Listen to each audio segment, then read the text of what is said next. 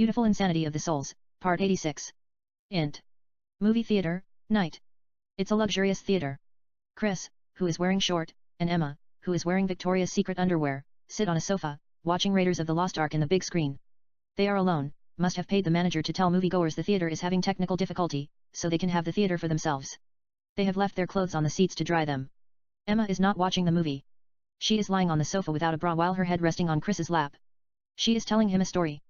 But we don't hear what she is saying due to the film on the soundtrack. Chris is playing with her breasts gently.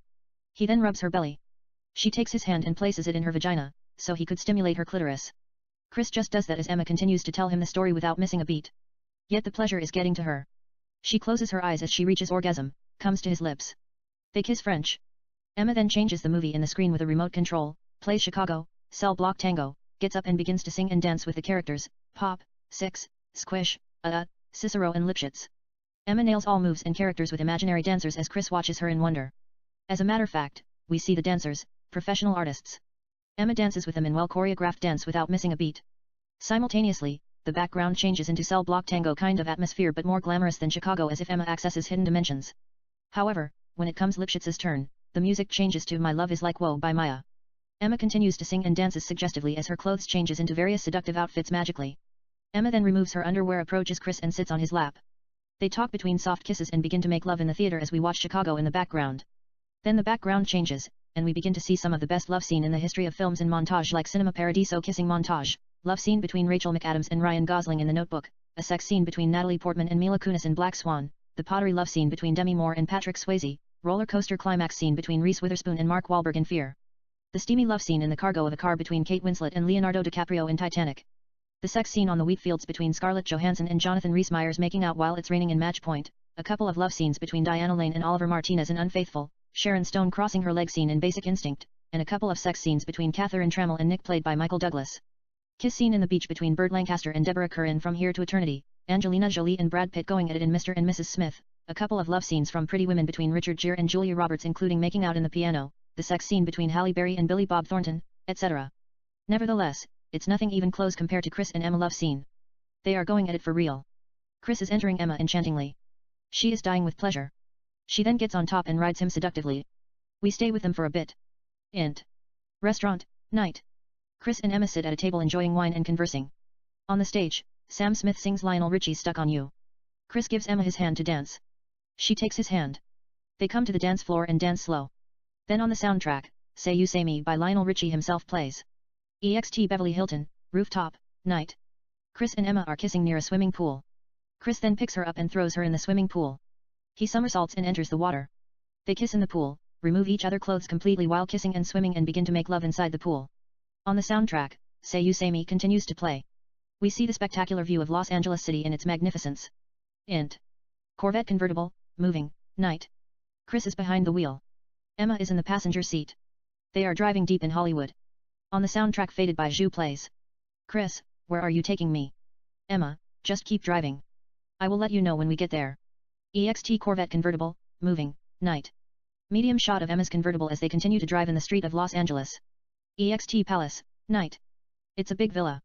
It looks like Buckingham Palace. Chris and Emma come to the house and park the car next to the house. They get out of the car. A parking attendant approaches Chris to take the car's key. Chris gives him the key. The attendant gets behind the wheel and drives the car away to park it. Chris and Emma walk to the palace. A doorman, who is wearing a suit, greets Emma, opens the door and lets them in. Int. Palace, night. A big sex party is in progress. We see all kinds of people wearing S&M outfits dancing exotic and having erotic sex throughout the palace. Chris and Emma walk in the middle of these sex extravaganza without a drop of clothes. On the soundtrack, Zhu continues to play. Chris has never seen anything like this. It's the biggest private sex party we have ever seen. It has club kind of atmosphere. It could be a club. It's huge. People are having sex right and left tied up with rope, chains, S&M, BDMS, sex slaves, and various erotic acts while dancing as if there were no tomorrow. Some of them are having orgy. They are having sex in the dance floor. They are having sex in the VIP rooms. Emma acts natural. Some of them are wearing French masks to conceal their identities. Some of them do not care who see them. We see videos of the people having sex and partying in multiple screens throughout the palace. They are recorded by various cameras. Chris sees a beautiful girl named Lillian who looks exactly like Nicola Peltz, she might be her twins, dancing with a big muscular man. He is touching her sexually, squeezing her breasts, fingering her and all. Yet, she is looking at Chris as if she had known him all her life. Then two Asian girls, Lucy and Tina, approach Chris and Emma. Emma gives them a nod. Lucy and Tina take Chris's arms. Emma tells him she will be right back and to have fun. She leaves him with Lucy and Tina. Emma walks toward the main VIP room. Lucy and Tina take Chris to a VIP room. Int. Palace, main VIP room, night. A man named Justin sits at a glass coffee table naked with about 10 of the most beautiful women in the world. They are doing cocaine and drinking all kinds of alcoholic beverage. Some of the girls are nude. Some of the girls are wearing S&M outfits. Justin looks exactly like Michael Fassbender. He takes few pills. Then all of a sudden, Justin gets up, pulls one of the nude girls by the hair, drags her down the floor like a doll, slaps her hard on the face, bends her and fucks her doggy style. The girl seems to enjoy it. She is making all kinds of sexual sounds like a porn star. She is also high of drugs. Justin then pulls her hair and throws her on the floor. Justin grabs a whiskey, pours on her, pulls her hair and kisses her lips. She kisses him passionately. Justin bites her lips, headbutts her on the face and slaps her with the back of his hand. She falls on the floor bleeding. Justin pulls her hair and makes her suck his dick sadistically while she is bleeding from her lips and nose. She passionately does it like a pro. At the entrance, Emma walks in. Justin looks at her, pushes the girl, who is giving him blowjob, and approaches Emma. They kiss intimately. But Justin senses something, snaps his fingers. All the girls get up and leave the room. Justin then grabs his cell phone, presses a button and throws it away. He kisses Emma's lips softly. Out of nowhere produces a powerful drug called X, places it on his mouth and passes it to Emma as they kiss French. They kiss more seductively. All of a sudden, Justin pulls Emma's hair, grabs her throat, lifts her up in the air and crashes her against the glass coffee table violently with the cocaine and alcohols. Emma falls through the glass, whiskey and cocaine are on her face and bleeding from her head badly. Justin gets between her legs, lifts one of her legs, and fucks her violently while she is lying on the broken glass bleeding. Emma then gets on top of him and rides him. There is blood on her back from the broken glasses. Then two Caucasian and two black muscular men enter the room. One of the men grabs her hair, drags her down the floor and throws her on the bed. They begin to rape her as Justin sits in the sofa and watches the rape and voyeurism while masturbating. It's televised live for all of them to see it. VIP room. Lucy and Tina are making love to Chris. Lucy is kissing his lips. Tina is giving him a blowjob. Lucy then gets on top of him and begins to ride him as Tina lies next to Chris and fingers herself while stimulating her clitoris. Lillian stands at the door and looks at him. Chris sees her. He slowly pushes Lucy aside, gets up, and walks up to Lillian. They kiss French. Lillian parts her lips, gives Lucy and Tina a wink. They get up and leaves the room. Chris and Lillian kiss intimately. She then walks to the bed, lies on the bed and spreads her legs seductively.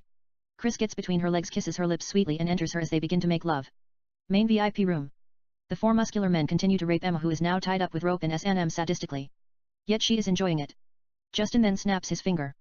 They stop and get off her. Two beautiful girls enter the room with whips. The first two muscular men take the whips. The third muscular man lifts Emma, who is tied up in BDSM, and takes her toward the exit. The main sex floor.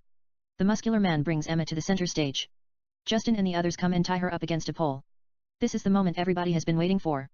They stop what they are doing and watch the act in great anticipation. The two men begin to scourge Emma like Jesus Christ. Emma's skin peels off from her back. We see blood flying everywhere. VIP room. Chris doesn't have any knowledge about what is going on. He continues to make love to Lillian. Televisions show the passion of Emma above. The main sex club. They continue to whip Emma more. They then untie her. Muscular man 4 grabs her hair, drags her down on the floor and pulls her up. Emma stands on her feet. Justin puts thorn of crown around her head and exhibits her to the crowd. The people cheers like New Year Eve. On the soundtrack, My Immortal plays by Evanescent. Some of the women are fingering themselves while stimulating their clitoris. Some of the men are masturbating as if they were experiencing spiritual enlightenment while speaking in tongues. They then bring a cross from the backstage, put Emma on the cross and place a nail on her right wrist and hammer it through her hand into the wood. Emma screams in pain. They place another nail on her left wrist and hammer it. She continues to cry in agony. They then put a nail on her foot, hammer it, throw her feet deep into the wood. They lift the cross up and crucify her. The crowd make noise cheering as if it were the birth of Aphrodite, the goddess of love, beauty, lust, and sex. Rose petals fall from the sky like celebration. The DJ plays Closer by 9 Inch Nails mixed with dance music, and they all begin to celebrate with sex as Emma bleeds to death, or rather death by asphyxiation, heart failure, a blood clot in the lungs, and hypovolemic shock due to low volume blood. Chris continues to have sex with Lillian, not aware of that Emma is nailed on the cross dying. He then reaches climax, comes inside Lillian and lies on his back, looks at the televisions on top. Emma is on the cross. Chris quickly gets up and runs to the main sex club. Chris walks through sex madness, pushing some of them away from his path and comes to Emma. She seems unconscious. Her eyes are closed. She is bathed with blood. Chris touches her leg to wake her up. He doesn't know if she is dead or alive. Chris shouts her name, Emma, Emma, Emma. But the music is loud. She can't hear him, however, opens her eyes and looks at him. On the soundtrack, Losing My Religion by R.E.M. plays. Tears fill her eyes, roll down by her cheeks and drop on Chris's face with blood as he continues to look at her in pain. Chris, I will bring you down. Chris looks at the nail on her feet. It's nailed deep into the wood. He needs a pincer to pull it out. Where is he going to get that? Chris is lost, looks around as if he were questioning, who is responsible for this act of sin. Every direction he looks at, people are having sex, doing drugs, dancing and partying. It is a beautiful hell. Chris then sees a pincer down the floor along with hammers and nails. Chris walks rapidly toward the devices, grabs the pincer, returns to Emma and begins to remove the nail from her feet. A lot of blood come out of her feet. Emma is in a lot of pain. Chris covers the blood with his hand. He needs help, can't bring her down by himself. She is hanging on the cross only with her wrists. Chris then sees Lillian right down by the floor. Chris, help me please. Lillian gets on the stage. Chris, hold on her feet. Let me get that table. Lillian holds her feet. Chris walks to the table. A man and woman are having sex on the table. The woman is on top of the man riding him cowgirl style. Chris says I need the table, and pushes them from the table. With amazing strength, Chris lifts the table like a chair and begins to carry it toward the stage. Yet his eyes guide him to a ladder down by the wall. He puts the table aside and runs to the ladder. Chris picks up the ladder and begins to walk toward the stage. He then stops at a girl, who is tied up in BDSM, and a man is having sex with her, pushes the guy away, takes the ropes from her hands and legs and returns to Emma. Chris quickly climbs the ladder, ties her right arm around the cross with the rope, so she won't fall. He slowly removes the nail from her wrist. Blood gashes out. Lillian looks at them in pain as she continues to hold Emma's legs. Yet nobody in the club give a fuck. They continue to have sex, doing all kinds of drugs, drink like hell, dance like guilty feeling has rhythm and get lost in the moment. Chris gets down from the ladder, brings it in the left side, climbs on the ladder and ties her left arm with the rope and slowly removes the nail from her hand. He throws the nail and the pincher on the floor. He gets the ladder in the middle, untied the rope in the right hand and holds her. He then unties the left rope. She falls inside his arms. He slowly brings her down from the cross and carries her. She opens her eyes and looks at him. It is Chris. Emma puts her arms around him. He kisses her lips. Chris, we are going home, love. Chris takes a step. The music stops silent. Then out of nowhere comes Justin. He claps his hands in applaud. Justin, bravo. That was impressive. But where are you taking her? Chris doesn't say anything. All eyes are on them. Lillian, he is taking her to hospital. She is dying. Justin, she was supposed to die. That's why we crucified her. To Chris, put her down on the floor. We are going to place her back on the cross. You are welcome to stay and watch her die. But you cannot take her alive. Lillian, why don't you leave them alone? Justin gives Lillian a sharp look. She gets quiet. Justin, I am going to say this one last time. Put her down. Chris is not going to put her down. The four muscular men begin to move toward him. Justin then looks at a beautiful naked girl named Anne who looks like Alicia Vikander. She is sitting on a sofa in the middle of the room. Anne has a sex slave who is chained like a dog. He is eating her pussy while she is smoking cigarette and holding the chain with style. Anne gives Justin a faint nod, let them go. Chris looks at her. Justin stands aside. Justin, to muscular men, let them go. Chris gets down from the stage carrying Emma and walks toward the exit. The crowd stand aside as Chris moves toward the exit carrying Emma like Moses splitting the Red Sea. Justin looks at them for seconds, then snaps his finger. The music continues to play. But it's not the same song. The DJ played Fade to Black by Metallica mixed with Paranoid Black Sabbath and techno. People resume dancing and continue to have sex. Chris continues to move through the crowd while carrying Emma. However, once the spirit takes over, Chris has to push the crowd who is dancing like celebration of life as if they were possessed by unknown forces. Chris and Emma manage to exit the room. EXT Palace, night. Chris stands outside while carrying Emma next to his heart. On the soundtrack, With or Without You by U2 plays. They are naked. The parking attendant comes driving the convertible and pulls next to them. Chris puts Emma in the passenger seat and walks around the car. The parking attendant gives Chris the key. Chris gets behind the wheel, starts the car, presses a button and covers the top and drives away. Chris puts the heat on and continues to drive like a madman. He exits the palace, gets on the main street and begins to drive to the nearest hospital he could think of. He steps on the gas and drives faster. EXT Corvette, moving, night. An established shot of Corvette as Chris and Emma continues to drive down the street of Los Angeles. Int. Corvette, moving, night. Chris keeps looking at Emma while driving. She is asleep like Sleeping Beauty covered with blood. Emma looks alluringly beautiful. There is a blood on her eyebrow. It is about to enter her eyes. Chris cleans the blood from her eyebrow with his right hand while his left hand on the wheel. He then tastes the blood and steps on the gas passing all kinds of cars that are driving in front of him like a professional F1 driver. Speedometer shows 110 miles per hour. On the soundtrack, Stitch by Shawn Mendes and Haley Steinfeld comes replacing With or Without You. EXT Corvette convertible, moving, night. Various shots of Corvette convertible passing cars as Chris and Emma continue to drive in the streets of Los Angeles. We then take it with overhead shot. UCLA Ronald Reagan Hospital, night. An established shot of Ronald Reagan Hospital. Chris and Emma come to the hospital driving. Chris parks the car in front of the hospital. He gets out the Corvette, walks around the car, opens the passenger door, carries Emma and takes her to the hospital without a single drop of cloth. Int. UCLA Ronald Reagan Hospital, ER, night. Chris walks down the lobby carrying Emma. A security guard thinks about stopping them for a second. However, he looks at Emma, who is covered with blood, and chooses to stand back. Chris continues to take her to the ER. Everybody watches them in shock. Chris opens the main emergency room door and enters carrying Emma. Main ER room. Chris puts her on a medical stretcher that happens to be next to the wall. The doctors and nurses run to help her. They all look stunned. But they are professional. Doctors and nurses rush her to surgery room and try to save her life, putting oxygen mask on her mouth, attaching glucose on her arms, stopping the bleeding, applying medical dressing on her wounds, etc. Emma might need blood transfusion. She had lost a lot of blood. The doctors are doing everything in their power to keep her alive. This is not your typical ER drama. They have an angel of God who she is bearing the stigmata of Christ, figuratively speaking, nailed to a cross. She is also raped and beaten badly. Then comes Dr. Jones. He's the leading surgeon of the hospital and quickly takes over the operation. Chris watches everything in pain. A nurse approaches him and gives him a medical cloth to put on. Chris wears it and continues to watch Emma standing at the door as they continue to aid her. On the soundtrack, Stitches continues to play. A nurse named Julie tells him to wait at the waiting room. Chris moves aside, returns to the door and continues to look at Emma as soon as Nurse Julie turns her back and aids Emma. A nurse named Sophia tells Chris that he has to fill a couple of forms and to wait outside. She escorts him to the waiting room. Waiting room. Chris comes to the waiting room. There are not a lot of people at this time of the hour, about 3 or 4. A nurse named Rita approaches him with a form and asks him to come with her and give her information about the patient. Chris follows her and begins to give her information. Int.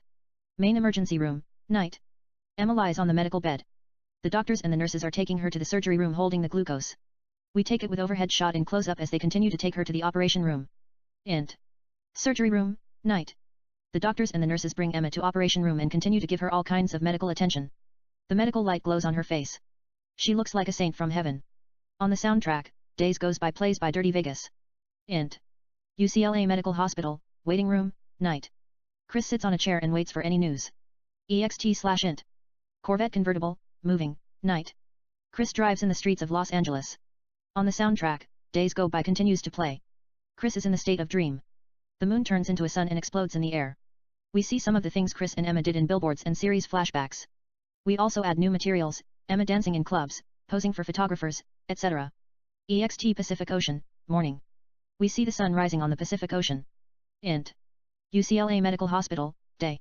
Emma lies on the medical bed. Days Go By continues to play. She is sleeping. Chris walks into the room. He is still wearing a medical outfit, comes to the bed and gives her a soft kiss on the lips. On the soundtrack What You Know by Two Door Cinema Club play. Emma opens her eyes and looks at him. Her eyes fill with tears. She removes the glucose from her arm, the oxygen from her nose and cuddles him. They kiss intimately. Out of nowhere, Chris produces a cute Yorkshire Terrier and gives the dog to Emma. She is happy. The dog licks her face. Chris and Emma kiss more intimately. Chris climbs on the medical bed. They talk between soft kisses as the dog licks Emma's face. We do not hear what they are saying due to the music on the soundtrack. Chris and Emma then kiss passionately. Int. UCLA Medical Hospital, day. Chris pushes Emma in a wheelchair down the hallway. She has the Yorkshire Terrier on her lap. Chris and Emma come to the elevator. Chris clicks a button. The elevator doors open. Chris slowly wheels Emma into the elevator. A nurse named Diana sees them as they leave. She runs toward the elevator. Nurse Diana, wait. You are not supposed to take her yet. She's not cleared. The elevator doors close behind the nurse just as she gets near. She presses the button with no avail. Int. UCLA Medical Hospital, lobby, day. The elevator doors open at the lobby. Chris and Emma get out of the elevator. Chris wheels Emma toward the exit. EXT UCLA Medical Hospital, parking lot, convertible, day. Chris comes to the Corvette wheeling Emma who is holding the Yorkshire Terrier on her lap. On the soundtrack What You Know continues to play. Chris opens the car door, carries Emma, slowly places Emma in the passenger seat with her Yorkshire Terrier. Emma pulls his shirt and kisses him French.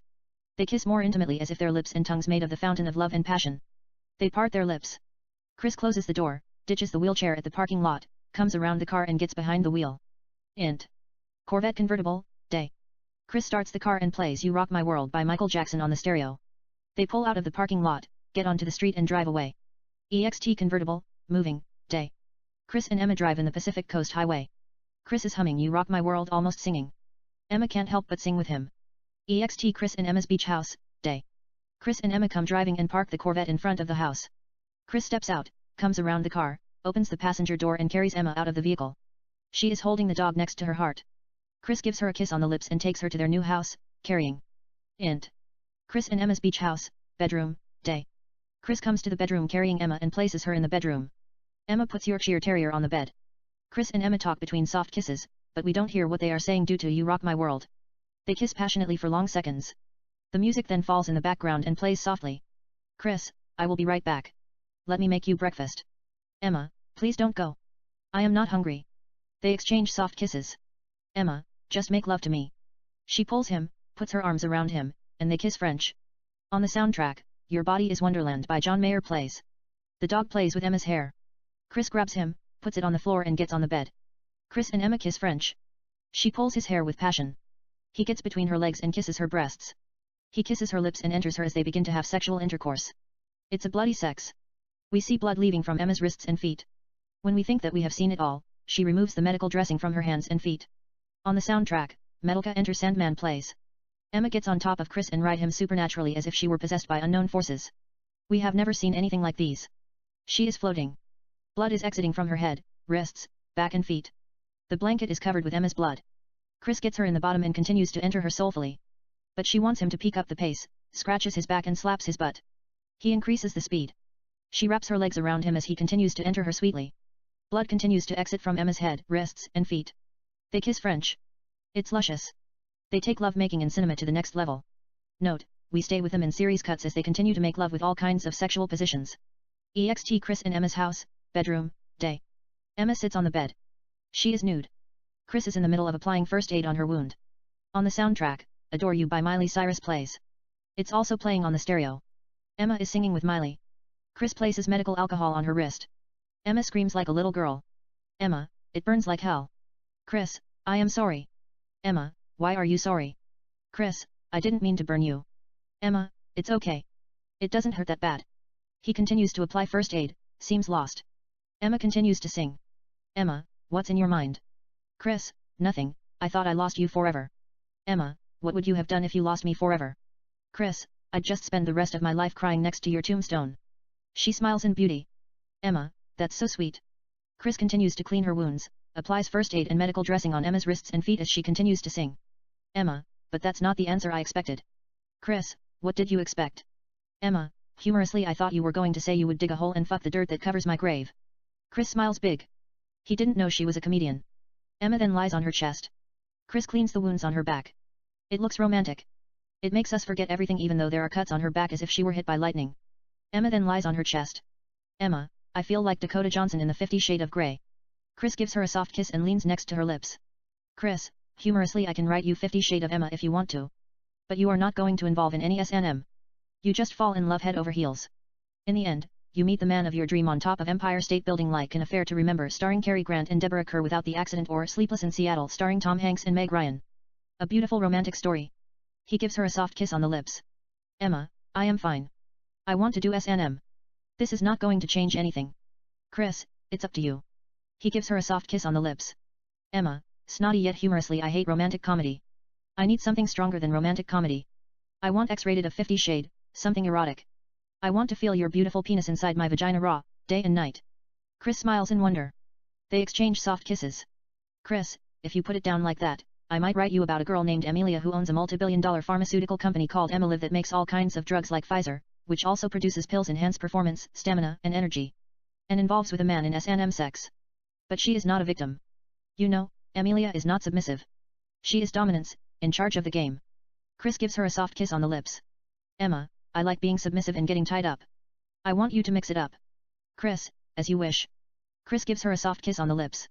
Emma, pay me a compliment. Chris, softly down by her lips my heart lies to my lips with each skip beat. My lips to your ambrosial lips so suave so sweet. Not to resist nor to tryst but to kiss and bliss. Your eyes deceive my heart so taboo so true. Not to fear nor to dear but to near and sear. My tongue betrays your tongue. So selfish so giving. Not to sip nor to weep but to dip and whip. Your beauty confesses true love to my soul. So luscious so endearing. Not to adore? Nor to worship? Your beauty is like morning stardust. Beyond idolization and exceeds faith. It's the most essential ingredient created in my soul that makes my heart tick. Nor to breathe? Not to freeze? Yet, to lick so sick. Emma smiles in beauty. Chris gives her a soft kiss on the lips. Emma, that's the sexiest poem by far. Chris, thanks. Emma, anyway, I saw Alicia Vikander in the club. Chris, it's not her, someone who looks like her. Emma, that's what I thought too. There is a pause. Emma, I am told you have a crush on her. Chris, no. It's art. Emma, what's art? Chris, she is a very good actress. Emma, what does that mean? Chris, she has a boyfriend. Emma, so. Chris, she is taken, off the market. Emma, that doesn't mean anything. It's Hollywood. Everybody fucks everybody. They need to be with someone to keep them in character. Chris, I didn't know that. Emma, do you remember we talked about Mr. Vane? Chris, what about it? Emma, I can help you creating a story under Mr. Vane. Chris, what is it? Emma, what do you think about Haley Bennett? Chris, she is gorgeous. Emma, would you fuck her? Chris, what do you want me to say? Emma, just think you are Mr. Vane. We are playing game, except we are not allowed to say ordinary things. Chris, sure. Emma, so, would you fuck Haley Bennett? Chris, every sexual position. Emma, create a story under Mr. Vane, starring Alicia Vikander and Haley Bennett and make me jealous. Chris, I will give it a shot. The protagonist is Lewis. He is a writer, a novelist, director, actor, and producer. He has a production company called Interstellar Pictures. He is a major player. But girls love him for some reason. Maybe Lewis has mastered the art of seduction. Whatever that means. He is sort of dating Haley Bennett. She is a player as well. They use each other to get what they want. Lewis is in love with Alicia. But she is dating a man named John. Let me save the drama and go straight to the point. Lewis and Haley cook all kinds of delicious foods and make love in the kitchen. Haley tells him to write her a screenplay in 2 weeks. If she likes it, in return, she will seduce John and fuck him, so Alicia would be available. Then it's up to him to seduce and fuck Alicia. Lewis doesn't waste time, locks himself in his office and writes her a beautiful script under the title of Angel, a story about a girl who comes to Hollywood to seek fame, meets a visionary filmmaker named David and falls in love with him. David casts her in lead role of Angel and captures her natural beauty from the beginning to the end in close-up, kissing her lips, making love to her, video recording her with various techniques and taking gorgeous photographs of her, a beautiful love story. She becomes a star overnight and graces all kinds of fashion magazines, people can't get enough of her. Yet David is hiding a dark secret. Haley finds a disc that he made, a murder of a girl who looks exactly like her, shot in close-up. As a matter of fact, they were supposed to go to dinner. But she wants to check her email, uses his laptop, clicks a wrong button and sees the murder by accident, quickly grabs a disc, downloads the video and hides it just as he returns to the room, pretends she is checking her email. They come to at a romantic restaurant. She plays it cool. Yet, she is terrified inside, eating seafood and drinking wine with a killer. He begins to suspect, asks her to give him her cell phone. She gives him her cell phone, excuses him and goes to the ladies' restroom, try to borrow a cell phone and call 911. David grabs a knife from the kitchen hotel and comes to the ladies' restroom to kill her. But she exits through the window and escapes. When she shows the video to cops, they think it's a joke. The girl looks exactly like her. They don't believe her. Basically, she has to run in the streets of Los Angeles all night and tries to expose the truth. David follows her like the Prince of Darkness, attempts to kill her and sends her to hell. She keeps escaping from the devil in heart-pounding thriller. It's shot in close-up from the beginning to the end, her tears, fear, confusion, pleasure, and pain. Haley falls in love with the script and keeps her word, seduces and fucks John while recording the sex with her cell phone secretly and gives the disc to Lewis. All he has to do is leak the video online, or perhaps give it to tabloids. But Lewis burns the disc and finds a way to seduce Alicia, write a beautiful script under the title of Bad Romance and casts her in the female lead role next to him, a story about a man named Sebastian, who finds herself in 2 universes with a beautiful girl named Natalie, played by Alicia Vikander. In one universe, Natalie is a creative director of an advertising agency. She is loving, tender and caring. In the other world, she is an actress, model, artist, and dancer, desirous of everything, enchanting, passionate and can't be controlled. Natalie is also suffered from borderline personality disorder, BPD, also known as emotionally unstable personality disorder. It is characterized by abnormal behavior, unstable relationships with other people, unstable sense of self, and unstable emotions. In the first universe, Sebastian is a writer. They have loving and stable relationship, a typical beautiful family life. In the second universe, Natalie leads a chaotic life. She is addicted to cocaine, loves to party, likes sex. She is loose cannon. Sebastian tries to help her. He lives in these 2 universes without his will. 1 minute, he is with well-organized Natalie. She is arresting, has high sense of fashion, elegant, stylish, and smart. The next minute, he is with the chaotic Natalie, who just wants to get lost in her heart, doesn't want it to be controlled. She is irresistible despite the fact possessed by demons that are keeping her at bay emotionally, chemical imbalance, a beautiful psychopath. Sebastian has to adjust two worlds and make sure both are loved above everything. Basically, Sebastian and Natalie set the cosmoses on fire, having the time of their lives and some of the best sex in cinema. Everybody is talking about it. The production team leaks a love scene online. It stirs up controversy. Are they doing it for real? Nonetheless, Louis and Alicia have amazing chemistry. Eventually they involve in a passionate love affair. Then the sex tape between Haley and John leaked online. It is Haley who leaks the video. Alicia and John split officially. Alicia begins to date Louis, boyfriend and girlfriend. The media labels them couple of the century.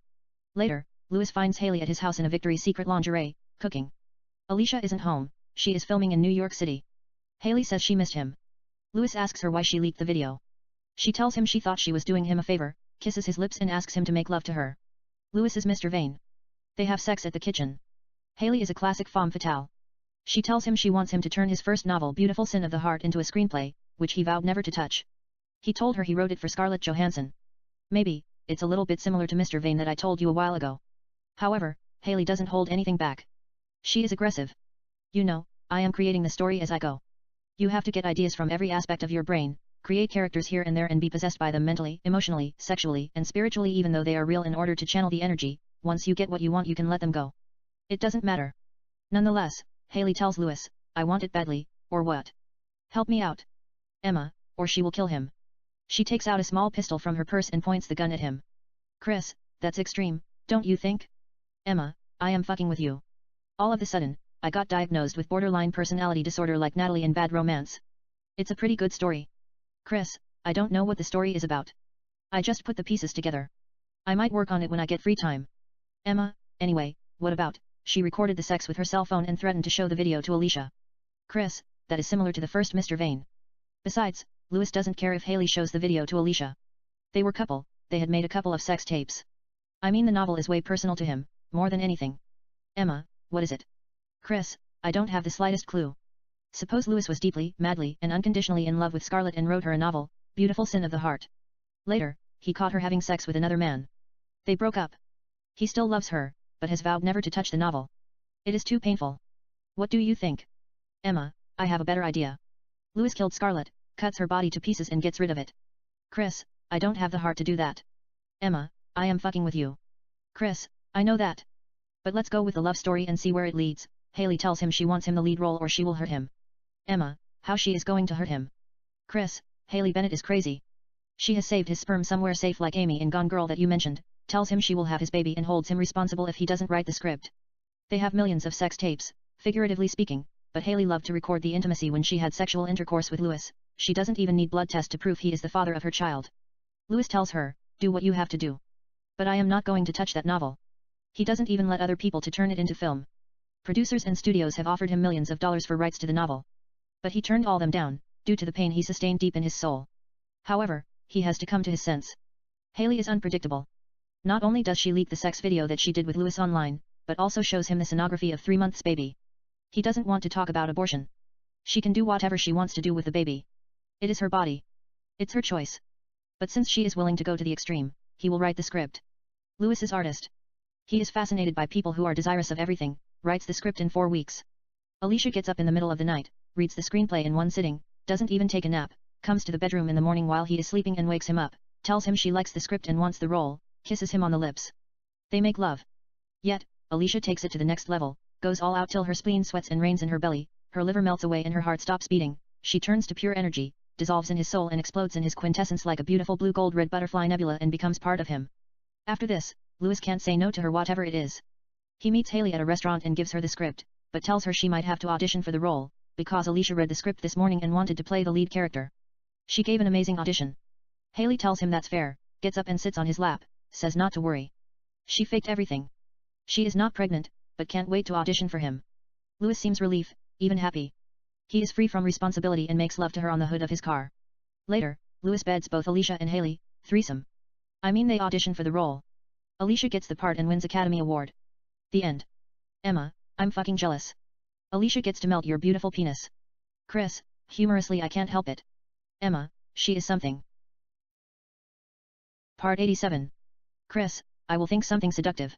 You know, I might as well build a 110-story skyscraper for sole purpose of film production around the world under Interstellar Pictures, headquarter here in the City of Angels. There is a floor, which will be responsible making Swedish movies. There is another floor making French films. There will be a floor responsible for Italian cinema. Basically, films around the world, Chinese, Japanese, Spanish, Russian, etc. But still the goal remains to make some of best English language movies ever made. I am going to hire a CEO and focus on writing English movies. It's Louis, talking. Humorously, you know, I am not going to be held responsible if the Department of Bulgaria makes a film about a model who is tired of fashion, turns her career into boxing and becomes a female undisputed lightweight champion of the world.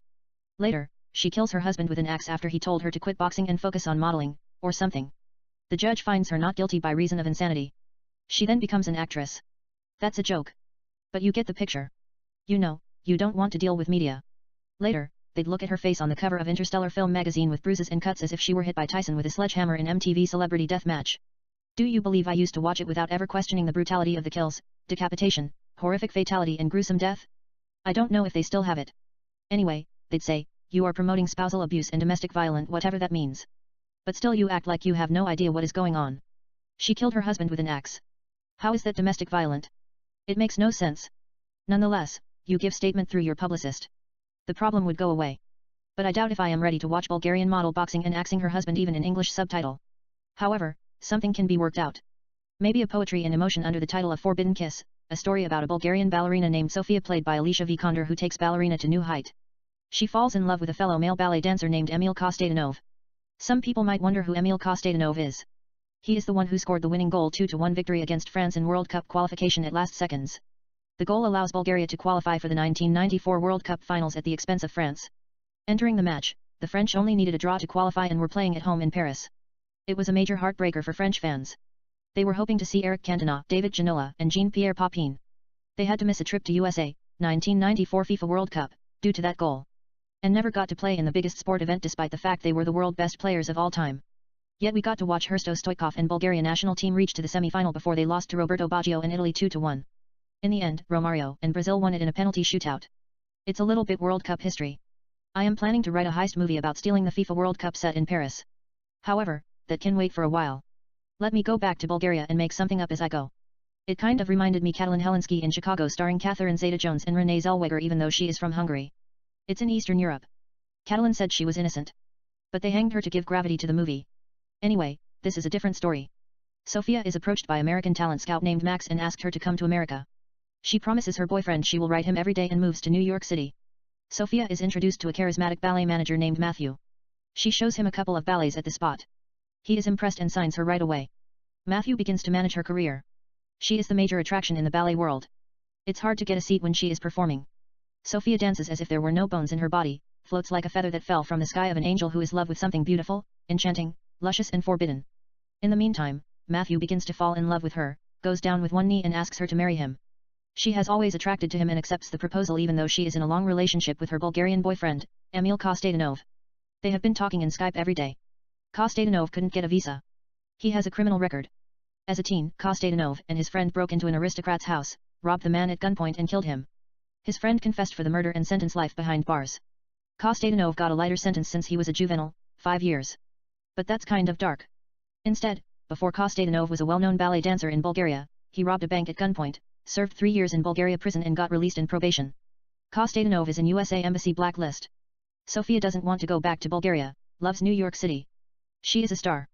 Matthew has also expanded her career into acting and modeling. She has appeared on covers of celebrated fashion magazines, including Vanity Fair and Vogue, music videos and cult classic and direct-to-video movies. That's why she chooses to marry him. He is helping her grow each day. Yet she doesn't want to tell Kostadanov about it, keeps telling him lies, how much she missed him and all, can't wait to return home and spend quality time with him. Sofia and Matthew get married in a big wedding ceremony. She finally decides to tell Kostadanov the truth. He is left heartbroken. But they remain friends, talk once in a while.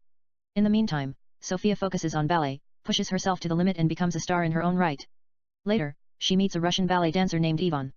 He sweeps her off her feet. She falls in love with him. They secretly begin to have an affair.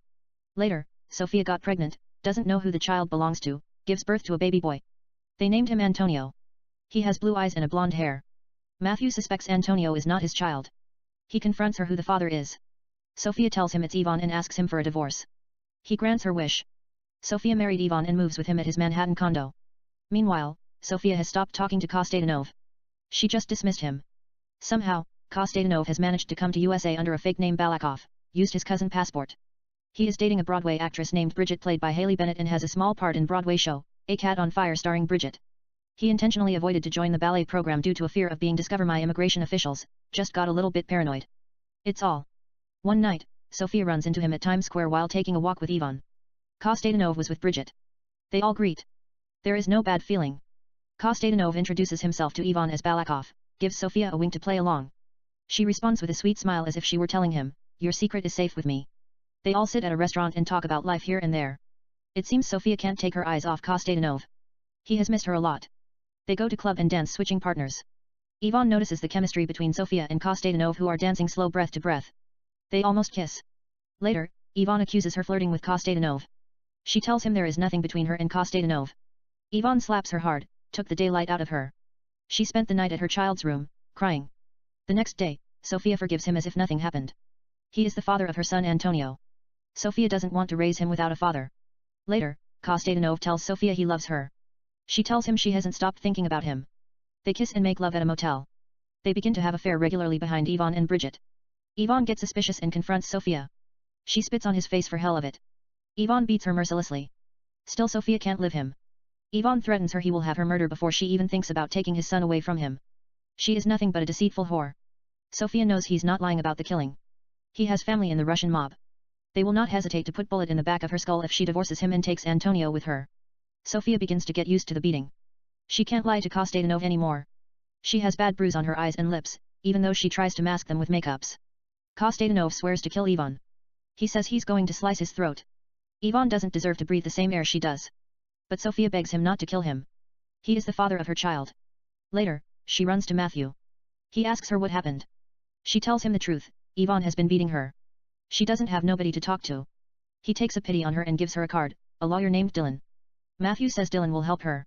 However, the next day, when she wakes up in the morning, she finds Ivan with his throat cut. She is lying next to him covered with blood, has a kitchen knife on her hand.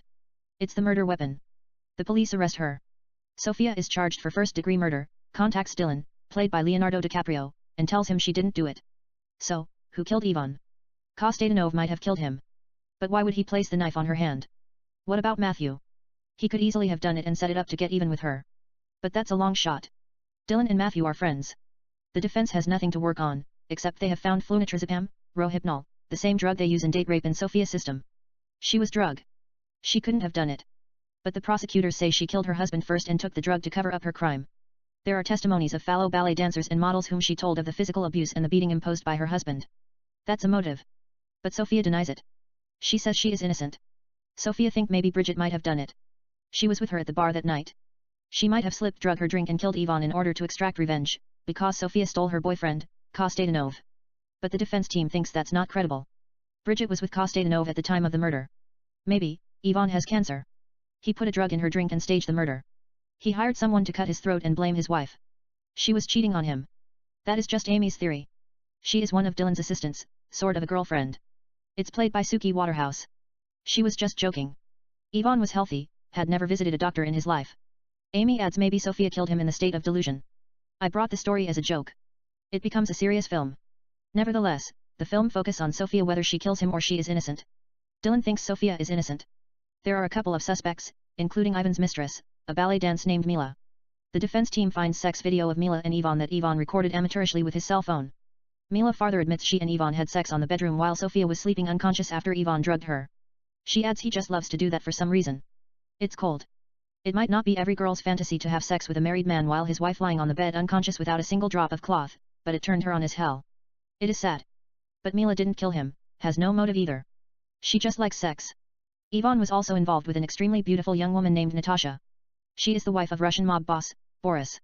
Dylan wonders if she might have killed him. Ivan drugged Sophia as usual. He had sex with Natasha. She then drugged him, cut his throat, placed the knife on the unconscious Sophia's hand and walked away. But what's the motive? Natasha wanted to end the relationship before Boris found out. If he discovers she has been cheating on him, he would kill her. Or rather Boris had already hired a private investigator named Luke who mastered in catching cheating wives and husbands like Jack Nicholson in Chinatown. Luke photographed Natasha and Ivan in act and gave the photos to Boris. There is a rumor. Either she killed Ivan, or Boris would kill her. And her two sisters, mother, and all the female species in her family including her grandmother and her sister's 2-year-old daughter whom Natasha is fond of. Natasha tells Dylan she drugged Ivan that night and thought about burying a kitchen knife in his heart, but couldn't do it, dropped the knife and walked away. Dylan believes her. She doesn't look like a killer, an angel of God, as gorgeous as Sasha Pivovarova. Dylan thinks then someone picked the knife, cut Boris's throat and placed the knife on Sofia's hand. But who is it? Dylan questions Kostadanov again. He has the motive to kill Ivan, not because Ivan was beating Sofia. But he was so distraught when Sofia double-crossed him by marrying Matthew, vowed to kill her. His ex-girl Olga in Bulgaria said Kostadanov told her he would go to USA even if he had to cross the border through Mexico desert, come to New York City, slice her throat, cut her chest open and eat her heart. That was his exact word. Kostadanov admits he was hurt, but forgave her when he saw her eyes. Dylan puts pressure on him. It's deeper than he thought. Kostadanov got the passport through his cousin Yurden Lechkov, a Bulgarian mafia, in Bulgaria who is war with the government of Bulgaria and police inspector Seductive who killed his daughter and 2 sons along with a couple of bodyguards when they came to arrest him. Later, Lechkov sent Kostadanov to kill Sofia and extract revenge for his lose. Sofia is the only daughter of Seductive. She hasn't spoken to her family since she arrived to New York City. She wants to lose her Bulgarian root in order to adapt American culture. She has completely cut them off. Yet Kostadanov denies he was hired to kill Sofia. Besides, if that were true, why didn't he kill Sofia instead of Ivan? Dylan thinks that's an interesting point. However, Seductive tortured Peter, Lechkov's oldest son, for a confession of the raping of a 16-year-old girl, and locked him in prison unjustly. Maybe the killing of his daughter and 2 sons were incidental. But the arresting of his oldest son is premeditated. It was part of a corruption to put Lechkov out of business set up by a rival mafia boss Hristo Stoichkov who is running for president. Seductive is under Stoichkov payroll. So instead of just killing her, they want Sofia to rotten in prison for the rest of her life. So Kostadanov came in the middle of the night, saw both Sofia and Ivan sleeping unconscious and a knife on the floor. He cuts Ivan's throat and placed the knife on Sofia's hand. He says that is not true. Dylan adds police found his DNA at the crime scene, including his semen. Kostadanov confessed he had sex with Sofia that night at her house, but left earlier before the killing took place. He loves Sofia more than life itself and would never hurt her. Dylan doesn't want to question every Bulgarian who is caught up with the corruption. What about Matthew? Why did he give her the card? Dylan is criminal lawyer. He is not a divorce lawyer. Maybe he did it. Matthew came in the middle of the night, grabbed the knife, killed Ivan, placed the knife on Sofia's hand and walked away. Matthew takes a witness stand. Dylan questions him where he was that night. He says he was with his French mistress, Roxana, at his lake house, making love to her. When Dylan puts pressure on him, Matthew shows them a sex tape recorded that night. Dylan turns his focus on Sofia. Could she have done it herself? One day, Sofia was just going through things, saw Ivan's cell phone and witnessed the sex video of various ballerinas and models that Ivan had sex with while she is sleeping unconscious. So, in revenge, she pretended to be drugged and sleep unconscious to see it for herself. Then in a freak accident, Natasha came to kill him. She drugged him, but changed her mind, dropped the knife and left like I just mentioned it. Then Sofia grabbed the knife, cut Ivan's throat and drank the date rape drug, so the police would think she was drugged at the time of the murder and couldn't possibly have done it. Dylan asks her to tell him the truth. He would defend her regardless of what. Sofia finally confesses what happened. Not only was Ivan beating her and fucking other girls while she is sleeping unconscious, but he was also video recording her while 4 and 5 Russian men raping her and posting the video in deep web. Sofia shows him the tapes and says she did what she has to do. Dylan is shocked. The prosecutors don't know that. They only have the cell phone. They are using it against her as a motivation even though it would get her a lighter sentence. But as long as they get some kind of conviction, the prosecutors are happy. It's led by Catherine, played by Jennifer Lawrence. Nothing gives her satisfaction beating Dylan. They had history together. They were dating. Even though they are in the opposite sides of the law, they had amazing chemistry. Later, they had a fallout. She caught him having sex with one of his young clients at the office. He is not perfect. That young client is Amy, who ended up becoming his assistant without a law degree. Anytime Catherine has a showdown with Dylan, she takes it personal. However, Sofia's life is in jeopardy. If the truth came out, she slit Ivan's throat, not only she might have to do serious time, serve a long and hard prison sentence, but also Ivan's family will have her murdered in prison, especially Vladimir, Ivan's older brother. He's a bloodthirsty killer, the head of Dmitry crime family in St. Petersburg. He's at the courtroom in New York City every day, waiting for the verdict, so he will kill whoever responsible for the death of his brother. Dylan discusses the case with Catherine off the record. She tells him she felt sorry for Sofia but she has a job to do. Dylan tells her he made a mistake in the past, but don't take it out on her. Catherine doesn't care. She wants him to suffer for hurting her. However, she changes her mind at the courtroom and says the prosecutors wish to drop the charge for reason that the state can't share with the public for the safety of the defendant, shocks the courtroom. It's one of the most anticipated trials in the world. Since Sofia is so beautiful and an accomplished ballerina and a model who has made her mark in the fashion world and films. The media have been covering the hearing from day one. They are the talk of the televisions, newspapers, radios, entertainments, and mass media around the world. It's way bigger than O.J. Simpson case. Even CNN has been covering the news as the main headline. And later followed by 1-hour show where experts discuss about the case and the nature of the crime. The trial puts Bulgaria in the map. It also boosts BBC rating throughout the world. BBC reporters have been investigating the case inside out as well as digging up corruption in Bulgaria and mobs in Russia. They are the one who give weight to the case, and how Sofia life might be in danger whether she is found innocent or guilty, digging incriminating files against Vladimir and Dmitry crime family in St. Petersburg, Sarakov, Lechkov, and Stoikov in Bulgaria and others. It was bigger than politics. Movie and book deal are already signed by third weeks. In the courtroom, the judge asks Dylan and Catherine to approach the desk. Dylan gives the judge 30 pages report without mentioning Sofia's guilt and sex videos, the raping. The judge takes the report to his office and reads it. He also watches the videos, dismisses the case in the ground of extreme tort of outrage and intentional infliction of emotional distress in order to allow the defendant to recover for severe emotional distress. This is the first time it happened in the history of USA judicial system, throwing out of the case without explanation. I had the picture in my head. You might want to play Sofia in the starring role. You'll learn few Bulgarian language like Meryl Streep in Sophie's Choice who had to speak Polish, and win Oscar. It's up to you. Emma, you wrote it for Alicia Vikander. Chris, I will write her something else. Emma, I don't know anything about ballet. Chris, you will learn few tricks here and there. Emma, I will think about it. But I heard Natalie Portman went to hell, preparing for Black Swan, lost a lot of weight, eat nothing, slept less and suffered a lot of injuries. I won't lie to you. I am drawn to that kind of things, pushing my mind, body, and spirit past the limit. I did ballet for a year when I was a little girl, but they said I smiled too much. Chris, they said, smile is a beautiful light that leaves your heart and glows on your face with grace, mystery, and enigma to let the object of your affection and someone who has alluring yet gorgeous impact on your life. There is heaven in your essence, and it gives bliss, invites wonder, heals spirits, but belongs to none other than to the one and the only, and radiates in your eyes when your soul becomes too sensitive to the slightest touch of love. Or perhaps when you fall head over heels in love truly, unconditionally, madly with someone who is created from your joy, tears, smiles and kisses. He plants a soft kiss on her lips. Emma, that is sweet. But I want a film like Bad Romance where I can be two universes and depict multiple characters. Chris, I will think something enchanting. He gives her a soft kiss on the lips. Emma, are you going to work on Possessed? Chris, do you still want to play Cassandra? Emma, more than ever. Chris, I will work on it first thing in the morning. He gives her a soft kiss on the lips. Emma, anyway, I like Mr. Vane. Chris, I just put it together to impress you. Emma, I am fucking impressed. She dissolves in your soul and explodes in your quintessence like a beautiful blue gold red butterfly nebula and becomes part of you. Chris, I was just showing off. Emma, you should work on it. Chris, I might work on it under the title of Alluring Deception, just to get a kick out of it. Emma, what is beautiful sin of the heart? Chris, it's smoke and mirrors like Pulp Fiction opening scene. Pumpkin told Honey Bunny some guy walked into a bank with a cell phone. He gave the phone to the teller, a dude on the other end of the line said, they had got this guy's little girl, if they didn't give him all the money, they were gonna kill her. They got away with it. Honey Bunny asked him did they hurt the little girl. Pumpkin said, the point of the story isn't the little girl, the point of the story is they robbed a bank with a telephone. But there is always a story in the subconscious mind. Let me see, Beautiful Sin of the Heart, kind of reminds me Wild at Heart starring Nicolas Cage and Laura Dern directed by David Lynch. The protagonist is Nicholas. He is in love with a girl named Scarlett. She has a very protective family. Her mother is a psychopath. Her brothers are serial killers, figuratively speaking, but they are fucked up in the head. Her two maleficent stepsisters are up to no good. Her stepfather is a mob. Yet Nicholas is in love with Scarlett. She is head over heels in love with him. They run away together, driving from Atlanta to California. Her mother hires a mean hitman named Trevor to kill Nicholas.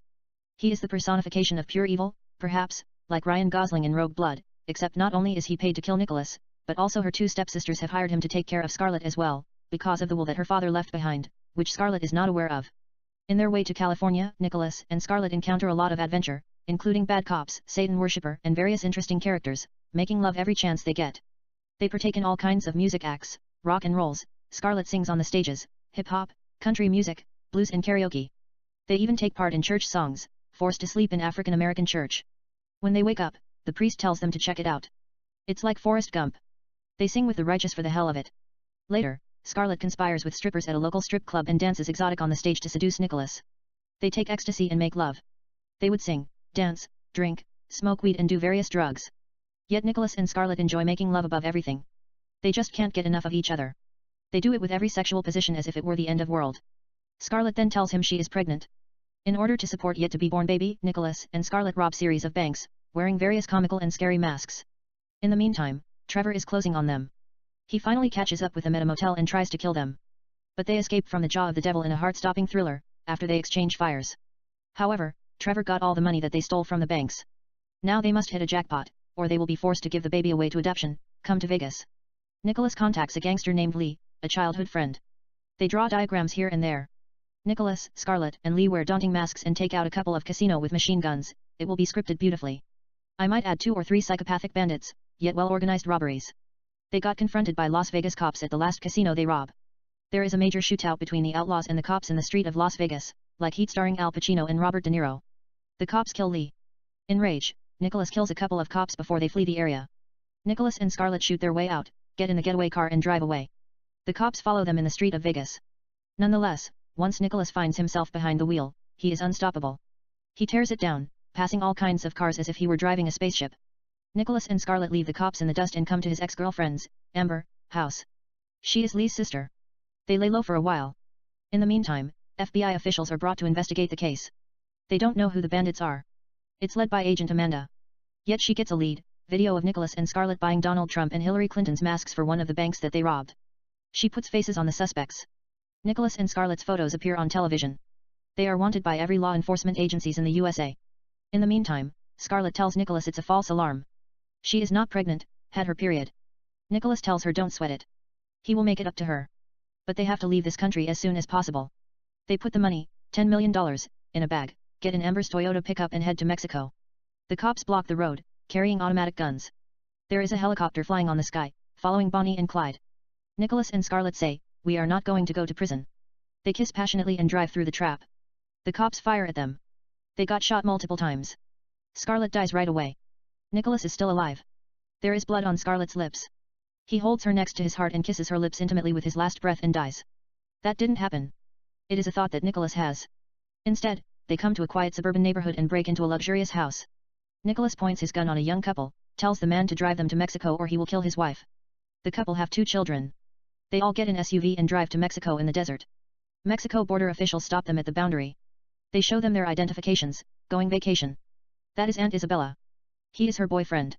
Mexico border officials let them pass. The family cooperates with the bandits. Nicholas buys the kids a couple of toys. Scarlett purchases a beautiful dress to the girl. Nicholas pays the man a lot of money for the trouble they caused. The family return to the US happy. Nicholas and Scarlett lay low for a while. He tells her this is Mexico. They have to keep low profile, can't offer to get in trouble. They kiss and make love. However, Trevor tracks them down and come to kill them in the middle of the day, manages to hold Scarlett hostage. She is tied up on a chair. Trevor tells Nicholas to give him the money that they stole or he will bury bullets in Scarlett's breasts and slice her throat. Nicholas knows Trevor is a bloodthirsty killer. He has killed a couple of people gruesomely. It will be scripted. Nevertheless, Trevor is a man not to be fucked with. Nicholas gives him the money. Trevor sets to kill them.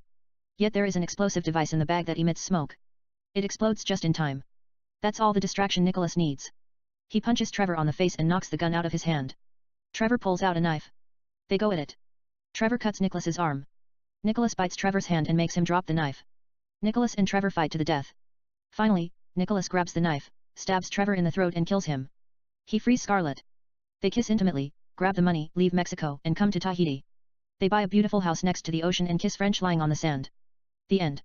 In alternative ending, Scarlett is pregnant. She gives birth to a girl. We see the drama here and there. They name her Julie.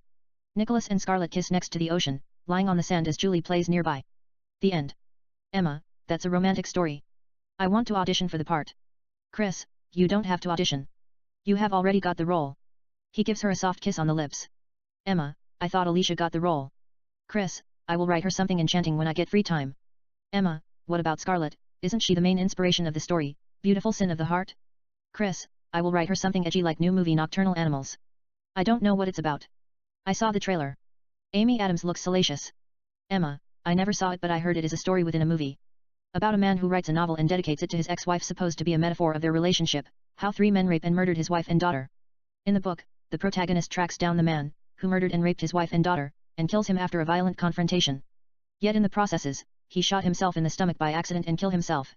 He just wants to sum up their relationship and to let her know he can write. She had doubted him previously. Perplexed by the story, she agrees to meet him. But he doesn't show up. Chris, I thought Amy Adams hired a couple of thugs and tried to have him killed. But somehow he managed to cheat death and was extracting revenge, you know, hired a hitman and have them murdered one by one. He was going to kill her last, in a seductive thriller. Emma, she is not even in the story. They tricked us. Chris, I swear I used to watch trailer and know what the movie is about. Emma, you have hyperactive imagination. Chris, I might as well borrow that idea and write Scarlett a neo-film noir. Let me see, Elizabeth, played by Scarlett, is marketing executive for soft drink company. Actually, she is free agent, works for various companies. But currently she is working for soft drink company that manufacture energy drinks. She is married to Edward, an aspiring writer. It seems they lead a beautiful happy life. But she is having an affair with a man named Jeremiah, who works at an advertising agency, behind Edward.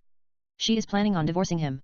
However, Edward, by accident comes up with a brilliant idea. Since he is a writer, he drinks a lot of caffeine, mix Coke, coffee and energy drink, which he calls Cafe Cola, and shows it Rachel. She thinks it's a dazzling idea, brings it to the board meeting at work. She says, what are two things that people can't live without, Coke and coffee? Elizabeth loves espresso, but doesn't like the name Cafe Cola for some reason, changes it Expresso, spells X, S, P, R, E, S, S, O. She adds there are a lot of soft drink companies around the world, but nobody truly challenges Coca-Cola Company all these years, except Pepsi. But both sell the same product. Coca-Cola has been around since forever. It is part of our culture. We can play dirty if it's necessary and put them out of market by fabricating lies, or saying Coke causes cancer. They lose billions just like that. Maybe some adults don't care. But grown-ups, who have kids, would stop buying Coke and begin to purchase water to keep their offspring safe. Coke would be bankrupted. We would pick it up, change the name to various appellations and sell the product back to the public. However, we won't do that. We play it fair this time. We put level on the product, Espresso, G, PG, PG-13, rated R and X, that is the amount of caffeine in the product. It's also marketing strategy. It's the same thing with nutrition facts label that shows the amounts of calories on products. 10 years old kid might not be allowed to watch rated R movies, but he can buy Espresso, rated X, from soda machine and run 24 hours full of energy. The product is totally harmless. But to make it appealing to families, instead of buying regular Coke to their kids, we persuade them to purchase Espresso, rated G, maybe taste like Coke but more delicious than Pepsi. It's new drink for future generation. Athletes can drink Espresso, work out like the devil and push themselves over the limit based on their needs. Everyday people get it at supermarkets with reasonable price, same as Coke, and make each second count. They give her green light, just do your thing girl. Elizabeth get the right chemist, draw the chart and make a presentation to the board member. It's already approved by the Food and Drug Administration. The company produces Espresso with rating, G, PG, PG-13, rated R and X, even XX and XXX by billions, and distributes them around the world. They set up vending machine every corner, marketplaces and schools. Under Elizabeth marketing strategy, they sell the drink by billions, new drink for the coolest future generation, make each nanosecond count. People are addicted to the drinks. However, the film hasn't started yet. It's Edward who come up with the idea. But Elizabeth takes all the credit. She might have to cut him off. He doesn't care. He is a writer and can always write with empty stomach as long as there is spell in his heart. But they say nobody is fool. He wants the piece of the pie. After all, he is the one who came up with the idea. Edward doesn't want to upset his wife but brings the subject at the dinner table. He has her tasty beverage, cold espresso, to wash down some of her mouth-watering cooking. He tells her a joke. Two aliens came to Earth and walked into a Coke cafe to get soda. They looked at the nutrition fact. One of sodas says it has 140 calories, regular Coke. The other says 0 calories, it's diet. Alien 1 seems wise, buys Diet Coke to keep his figure in check and tells his friend, I got you. Pick one. I am paying for it. Alien 2 said, since you are paying for it, I might as well get few calories, and orders a regular soda. Elizabeth smiles in beauty. Edward asks her, is he going to get money from the deal? She tells him of course. What kind of question is that? He will get a lot of money. She just didn't have time, has been running everywhere to make it work. Later, Elizabeth and Jeremiah have sex. She tells him Edward is acting weird. Jeremiah advises her to get rid of Edward, maybe hire a contract killer and have him killed. He can arrange it. But Elizabeth wants to wait for some reason. Perhaps, she is still in love with him. Unbeknownst to Elizabeth, Edward has hired a private detective named Robert. He photographs Elizabeth and Jeremiah in the act and gives the pictures to Edward. Later that week, Elizabeth and Edward drive to their lake house to celebrate their 5 years wedding anniversary. They cook together, eat in the candlelight and dance slow. Edward makes love to her for the last time and shows her the photographs. Both agrees it better they divorce. But Elizabeth fears the worst. He might drag her to the courtroom. Did she plan something ahead of time? 3 thieves break into the house wearing ski masks and tells them to give them money that they might have hid it in the house. They hit Edward, rape Elizabeth in front of him. Wait a second. That is a bad idea. I have used private detective many times. Let's go back and change few things. Edward didn't hire a private detective. That part is edited out. It will be added if it's necessary. Edward doesn't find out about the affair. He loves Elizabeth more than life itself, doesn't suspect that she is cheating. As far as he is concerned, she is the love of his life. They come to the lake house to celebrate their 5 years wedding anniversary, cook together and begin to make love in the kitchen. However, they get interrupted by 3 thieves, Mr. A, Mr. B and Mr. C. They break into the house wearing ski masks and tells them to give them everything they have. They hit Edward badly. Mr. A rapes Elizabeth in front of Edward, who is almost unconscious. They then tie them up, places them in 2 separate cars. Mr. A takes Elizabeth with him in her Mercedes. Mr. B and Mr. C put Edward in their car. They drive them to a forest to kill them. Mr. B and Mr. C escort Edward to the forest to shoot him. Out of nowhere come a wolf. His eyes glow like headlight.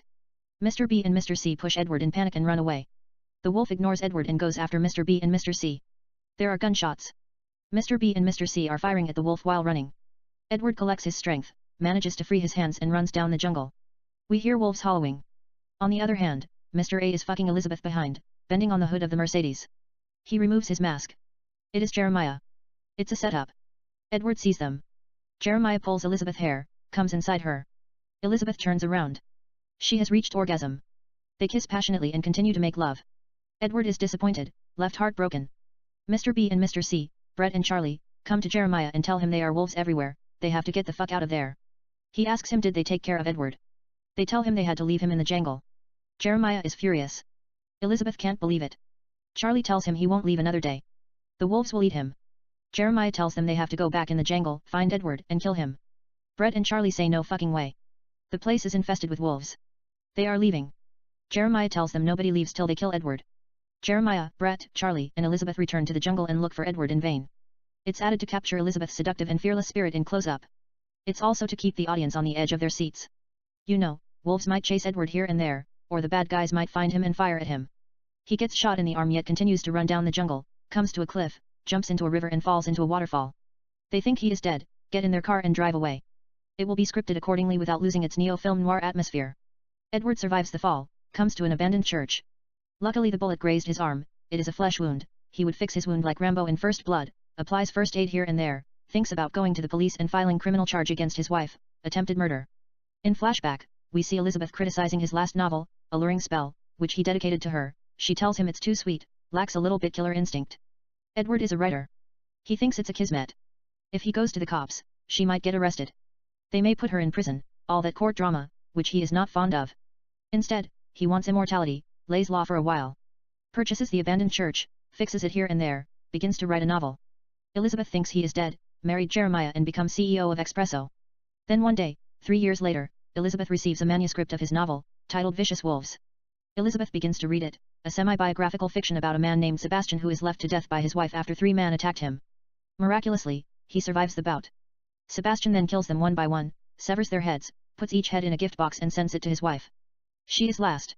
Sebastian catches up with her at the lake house, cuts her chest, removes her heart and eats it raw. Elizabeth shows the novel to Jeremiah, who comes to the house with a gift box. It is for Elizabeth. She opens it and finds the head of Charlie. They know they can't go to the police. They might go down as well for attempting murder. Jeremiah tells her not to panic. He got everything under control. Yet Elizabeth is calm as cloud on a beautiful summer day. It seems she got everything on a tight rein. She has a soft devilish smile on her face that you see in classic film noir, gives Jeremiah a blowjob and tells him to make love to her. He fucks her on the dinner table. She reaches climax. That is how she deals with her nerve, sex. Later, Edward sends her Brett's head on the box like how he wrote it in the book. She doesn't sweat it. In fact, she has the upper hand, loves to play game, hires a hitman named Clayton to kill Edward and bring his heart on a plate. However, Edward easily kills Clayton and sends her his severed head on a gift box. He is toying with her, playing with her emotions, begins to stalk her like Robert De Niro in Cape Fear. Next, he kills Jeremiah. Elizabeth wakes up in the morning and finds Jeremiah's head next to her. She is upset, goes to a club, has few drinks and lines of cocaine and dances till she has out-of-body experience as if she were telling him, "What are you waiting for, go ahead. Take my breath away." Edward looks at her in ignorance, doesn't want to kill her yet. Later that month, comes to her house in the middle of the night. She is sleeping, he had already put drug in her drink without her knowledge, or might use nerve gas. It depends on the flow. He sets up a video camera, takes off his clothes naked, removes her bra and underwear, lifts her legs, places it on his shoulder, fucks her violently and comes on her tits like how he wrote it on the book. He sends her the video. It's self-destructive video, goes blank, so she won't show it to the police. Probably, she wouldn't have showed it to them. Nonetheless, it better to be safe than sorry. Elizabeth knows she brought it on herself and has to deal with it. In the meantime, Edward has to be careful. Corrupted police are on him led by Detective Vincent. She paid them $1 million to arrest him and charge him with something. Elizabeth also give them the manuscript. If he kills her, it might look suspicious. Like Katharina Trammell, he would have to be pretty stupid to write a book about killing and then kill her the way he described it in his book. He would be announcing himself as the killer. He is not stupid. However, Edward kills her dog gruesomely. Elizabeth decides to fight back, hides for a while, learns how to fire guns, takes a self-defense class, hired a teacher and study a couple of martial art and get in the best shape of her life like Jennifer Lopez in Enough. Then one day, Edward comes to kill her at the lake house. She stands up to him. They fight to death. She grabs a kitchen knife, stabs Edward in the neck and kills him. She then grabs her favorite whiskey, Brower 32, pours it in a glass, reflect the best times she spent with Edward. In flashback, we see Edward reading poetry to Elizabeth while they sitting in the bathtub, Edward drawing her portrait, dedicating his first novel, Beautiful Love to her, Edward and Elizabeth dancing slow with Everything I Do It For You, by Bryan Adams, Elizabeth and Edward making beautiful love, etc. It will be scripted alluringly. It seems they were the best couple ever. Edward had loved her unconditionally. We return from flashback. Elizabeth's eyes are filled with tears. She blinks her eyes tenderly. Two pair of sparkling tears exit from her beautiful eyes, roll down by her cheeks and fall on the ground.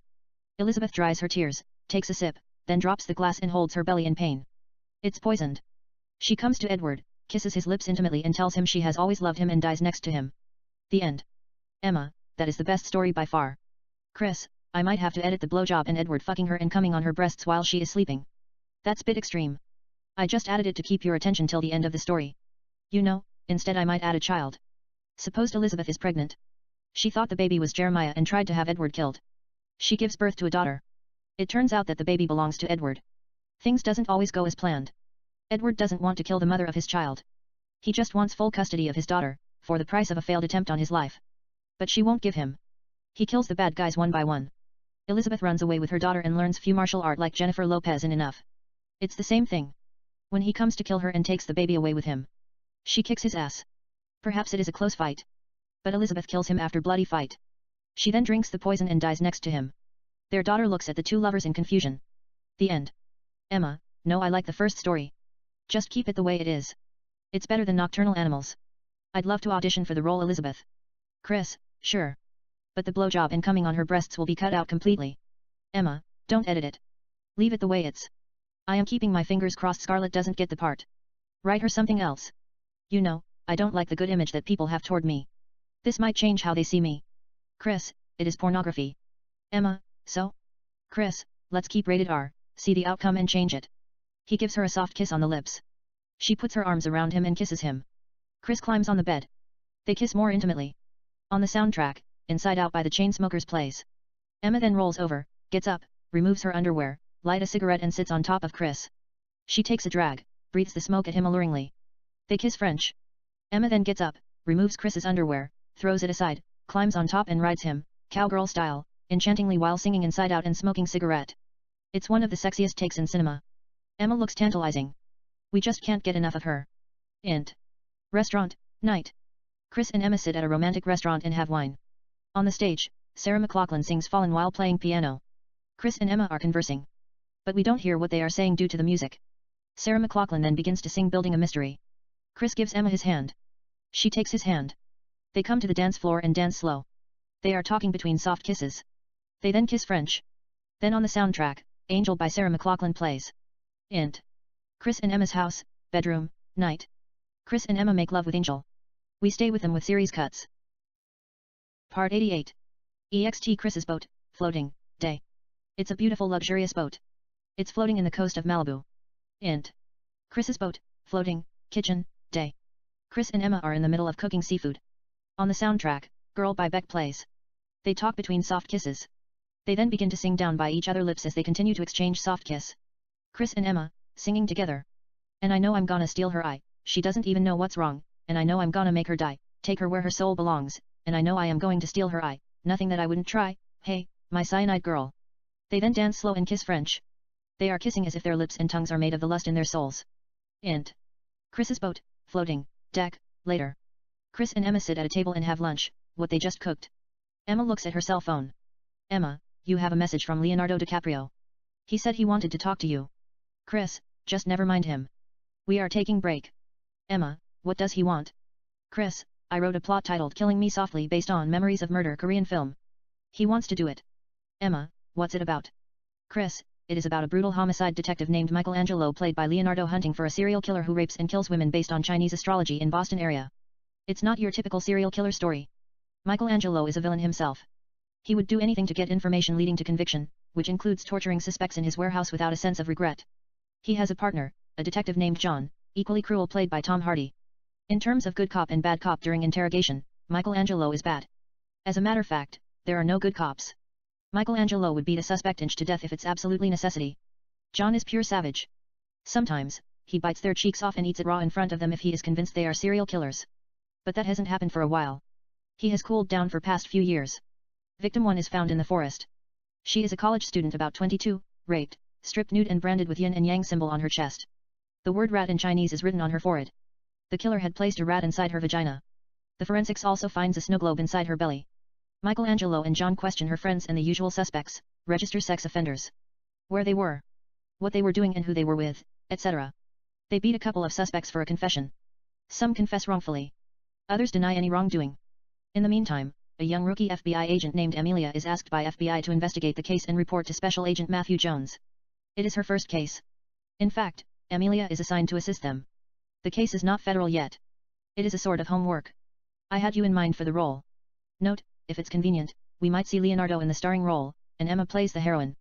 Chris, Amelia doesn't like their method of brutality, but she is attracted to Michelangelo and also admires how organized and determined he is, despite the fact he is a psychopath. The serial killer murders again. The victim 2 is found nude branded with yin and yang. The word ox in Chinese is written on her forehead. The killer sacrificed an ox, glued its horns on the victim's head, cut her stomach, placed the ox's heart inside her belly and sew it back. He then placed the nude body on the ox's skin. Some thinks it's a work of art. The forensics also find in the tongue of the ox and 2 razor blades inside the victim's vagina. Amelia knows they are dealing with an intelligent serial killer. She tells them this is just the beginning. The killer is murdering based on Chinese horoscope. Tiger, rabbit, dragon, snake, horse, goat, monkey, rooster, dog, and pig are to follow. The killer will not stop till he completes his act of evil. The trio continue to work on the case. They get new lead on the suspect. It's a man named Peter, who was last seen with victim 2. He is a registered sex offender. Michelangelo cuffs him on a chair naked, slices his body with a knife and empties a whiskey on him. Michelangelo is about to burn him alive if Peter does not confess. Amelia is watching everything in dismay. She can't take it anymore and asks Michelangelo to stop it. Michelangelo takes her to the bathroom and kisses her intimately. He then tears her shirt, caresses her neck and bites her breasts sexually. They kiss French and have a passionate sexual intercourse in the bathroom. He then tells her, "I know what I am doing." She asks him, "Do you really?" Michelangelo replies, "I got it under control," kisses her lips softly, and returns to Peter. John is beating the shit out of him. Michelangelo gives John a nod to do you know what. John bites Peter's cheek off and eats it raw as Amelia watches in shock. It's one of the craziest things we have ever seen in cinema. Peter has no choice but confess for 2 murders. They record his confession. He says he raped them, removed their clothes and brands them with iron. Michelangelo then tells Amelia and John to leave him alone with the suspect. He pours whiskey on Peter's cheek and punches him on the wound till Peter's blood splatters on his face. Michelangelo breaks the whiskey bottle and stabs Peter in the neck just a little bit to draw blood and says, "I want you to stop bullshitting me. They're missing girls. I know you killed them. I don't give a fuck. They are already dead. Let their souls rest in peace. But I wanted to know what you did with their bodies." Michelangelo stabs him more. Peter tells him where they are. The Boston police dig the area and find 10 bodies of missing girls. FBI is called to analyze the case. Peter is charged for first-degree murder. The case is closed. Michelangelo, John, and Amelia celebrate the victory at an Irish bar in South Boston. They have few drinks. Michelangelo and Amelia dance slow, come to her house and make love in the candlelight. It's steamy, seductive, and sensual. Later, sitting in the bathtub, Amelia asks him why Michelangelo uses violence to catch and convict bad guys. Michelangelo tells her he lost his mother to cancer when he was 5. He still does not know who his father is. His mother, Sarah, told him his father left her before Michelangelo was born. Sarah worked at a restaurant as a waitress. Maybe she had one night stand, became pregnant and decided to keep the baby. That is just Michelangelo's theory. Regardless, his sister, Natalie, who was 9 years older than him and whom Sarah gave birth to in her teen, raised him. Natalie was only 14, had to quit school and work at the restaurant where his mother used to work as a waitress while staying in a single-bedroom apartment and sharing a bed together. Later, Natalie became a stripper. They moved to a new house while she was paying for his tuition at a private school. Then one day, a man raped and sodomized her, slit her throat and dumped her body in the trash. The police didn't find the killer, who destroyed the evidence with bleach inside out and got away clean. Michelangelo wants to make sure that would not happen again. Amelia tells him she is sorry to hear that. However, Michelangelo could go to prison if he continues to use violence to solve crime.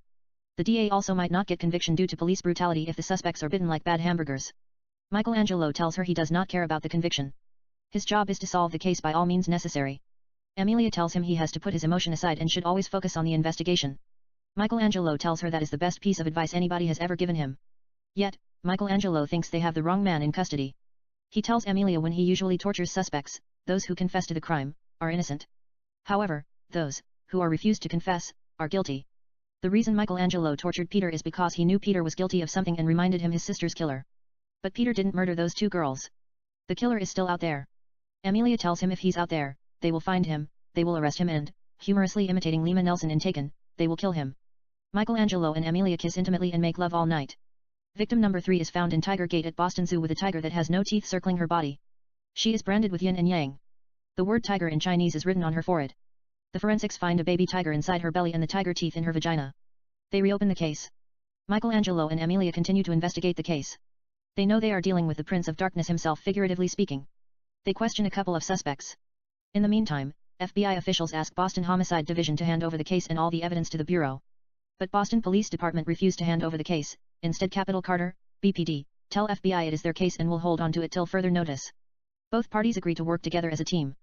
Michelangelo, Amelia, and John continue to investigate the case. They come to the first crime scene. They hear a sound and hide by the woods. A young man about 26 comes to the crime scene, places a woman underwear and bra, removes all of his clothes naked and begins to masturbate. Michelangelo, Amelia, and John come out of the hide and point their guns at him and tell him to freeze. But the man ignores their warning and runs like a deer through the forest. He is lightning fast. They chase him down the forest like wolves. Amelia is in good shape. She keeps up with the suspect. John is out of breath and is left behind. Michelangelo is a madman, thinks he must catch the son of bitch no matter what. He is like a wolverine despite the fact he smokes cigarette as if they were bad for sense of humor. Yet his lungs are burning carbon monoxide of whatever it is. He is filled with adrenaline beyond explanation. But the naked man is running for his life, must have stopped breathing altogether, and can't be caught. The young man comes to the edge of a cliff, down by the river, just jumps blindly and falls in the water. Amelia stops at the edge of the cliff. She thinks it's insane. Michelangelo passes by her, doesn't even hesitate, jumps into the river and goes after the suspect. Amelia doesn't believe what she's looking at. She quickly takes out her cell phone and calls for helicopter. The suspect continues to swim down the river as if he was world champion of triathlon. Michelangelo is behind him.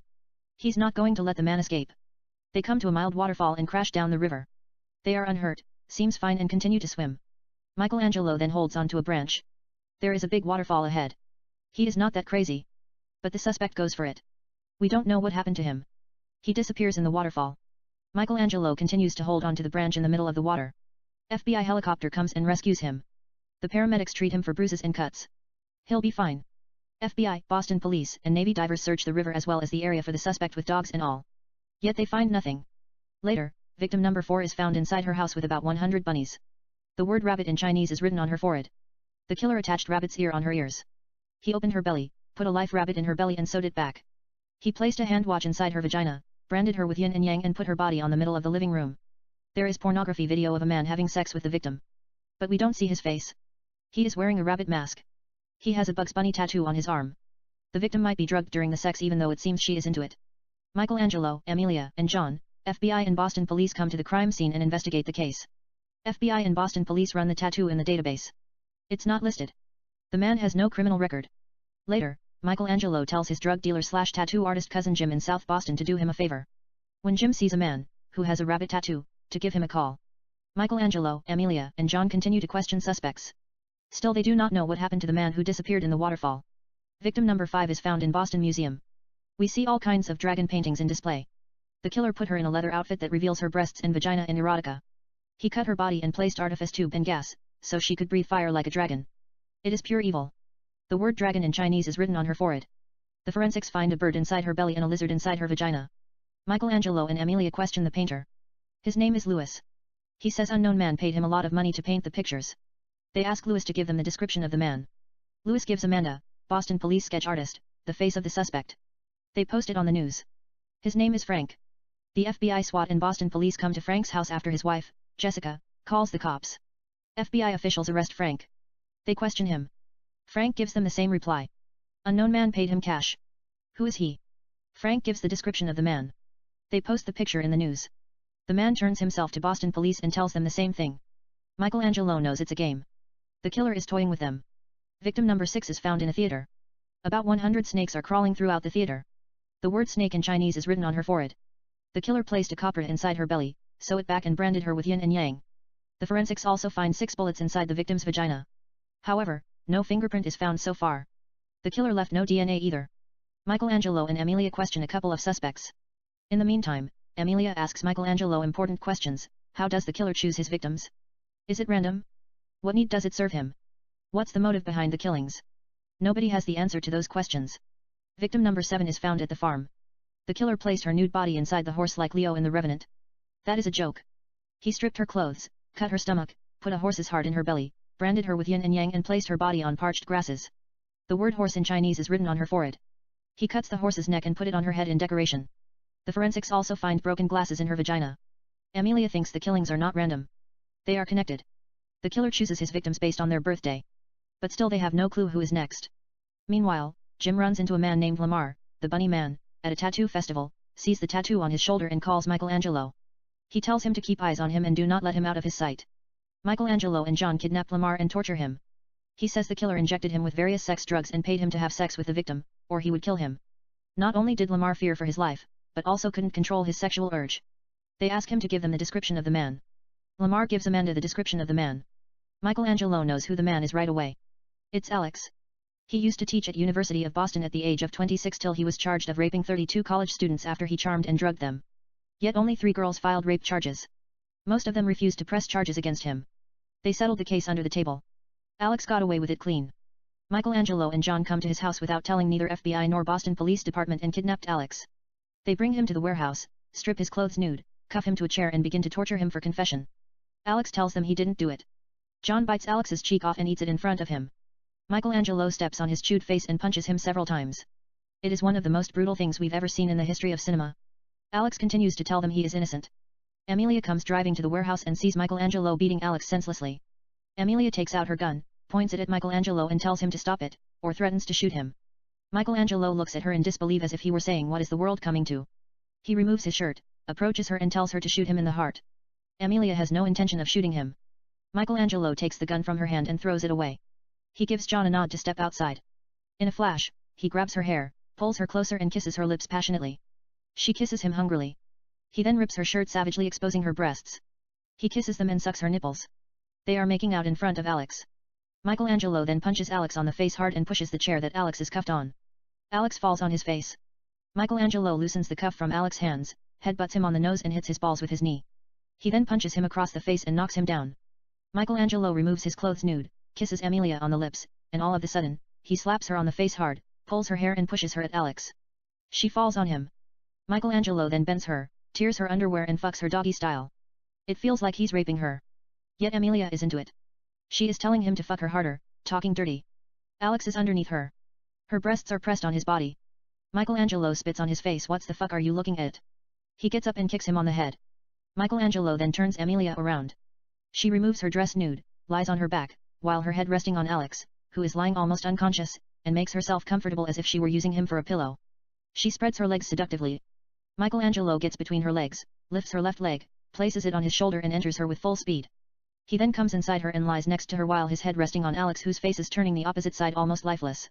Michelangelo elbows Alex in the head and kisses Amelia. She gets on top of him, and they kiss more passionately. Amelia then rides Michelangelo, cowgirl style, alluringly. They reach more climax. Amelia gets up, puts on her clothes and tells him not to hit the suspect anymore. Just to follow the law and book him. Michelangelo tells her he is not done with Alex and asks her to leave now.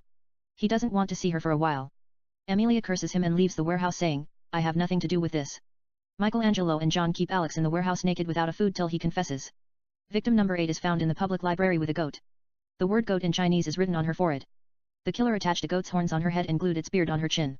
The killer then opened her stomach and places its heart in the victim's belly. The forensics also find 8 marbles inside her vagina. Michelangelo and John might have a wrong man in the warehouse. However, Michelangelo thinks Alex could be working with the killer. He is not sure. It might be a mistaken identity or could be his brother. But Alex has no brother. Regardless, they just let Alex go free. In flashback, we see the killer for the first time. We don't see his face clearly. Yet he sits in front of a mirror. There is a photo of Alex on the table. The killer applies makeup on his face, puts a fake mustache, a sunglasses and blonde hairpiece, so he could look like Alex.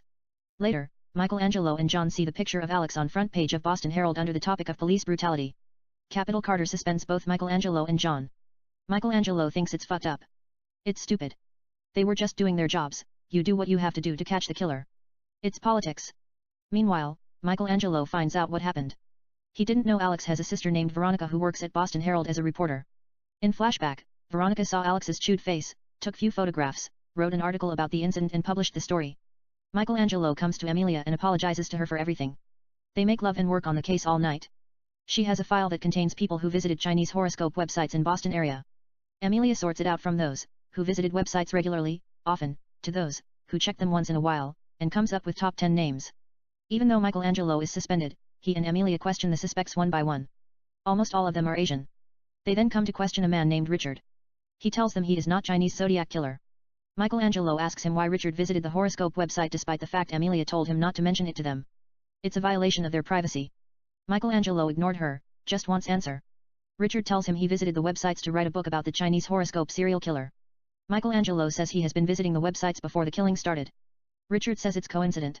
He has always been interested in Chinese horoscope. Things happens for a reason. Michelangelo mocks him, "Are you being smart with me?" Richard says it's the truth. Michelangelo doesn't believe him for a second. He calls John and tells him an asshole thinks he is the son of Jesus Christ. Some kind of bloodline atheists in Vatican City are talking about. He has fat cheeks. We're going for both of them. I might have to join you in this holy feast. Photographs Richard's photo with his cell phone and send it to John. Richard looks confused, doesn't know what Michelangelo is talking about. Then Richard's 5-year-old daughter comes to the living room and says, "Daddy, can I watch Clueless?" Michelangelo tells John on the phone just never mind, and tells Richard they made mistake. Michelangelo and Amelia leave the house. Victim number 9 is found in the church. Her neck is tied to a male monkey with a large chain in S&M. The monkey is drugged. He is fucking the girl's dead body behind while screaming, scratching, and hitting. The killer also is showing the act on YouTube. Billion people watch it live in shock. FBI and the Boston police arrive at crime scene, stop the video, shoot the monkey with tranquilizer and investigate the case. The girl is branded with yin and yang as usual and the word monkey in Chinese is written on her forehead. The monkey was given various sex pills. The forensics also find human skull inside her belly. Capital Carter have few words with Michelangelo and John. He tells them not to fuck up anymore, lifts their suspension and assigns them back on the case. Meanwhile, Amelia and Special Agent Jones talk about the investigation. She tells him she is doing everything in her power to find the killer. I might have to keep it short. They will go out and investigate the case as usual. Victim number 10 is found in her house with a roster. The killer removed her clothes nude, sewed wings on her back, cut her stomach and placed a chick in her belly. It's found alive. She is branded with yin and yang. The word roster in Chinese is written on her forehead. The killer also placed a hard-boiled egg inside her vagina. Michelangelo and Amelia investigate the case. So does John. He is brilliant at digging information even though he is portrayed as a mindless thug. Michelangelo relies on him. Yet, the killer is way ahead of them. Victim number 11 is found with a dog. The killer stripped her clothes naked, glues the entire fur of a dog on her body. She looks like a dog. He also removed her nose and placed the dog's nose on her face. She is branded with yin and yang. The word dog in Chinese is written on her forehead. The killer cut her stomach and placed a puppy inside her belly. John seems extremely disturbed by the killing. Michelangelo asks him if he is all right. John says he is fine. He's just got headache and leaves the crime scene. The forensics find 10 cigarette butts inside her vagina. Michelangelo and Amelia continue to investigate the case in vain. The killer has never left a single DNA. They have nothing on him. Later, John gets in a bar fight with University of Boston baseball team. He is drunk, beating up 10 students alone. Then a young man comes behind with a baseball bat and hits John on the right ankle hard. John goes down screaming. They begin to kick him while he was on the floor. Michelangelo and Amelia come to the bar.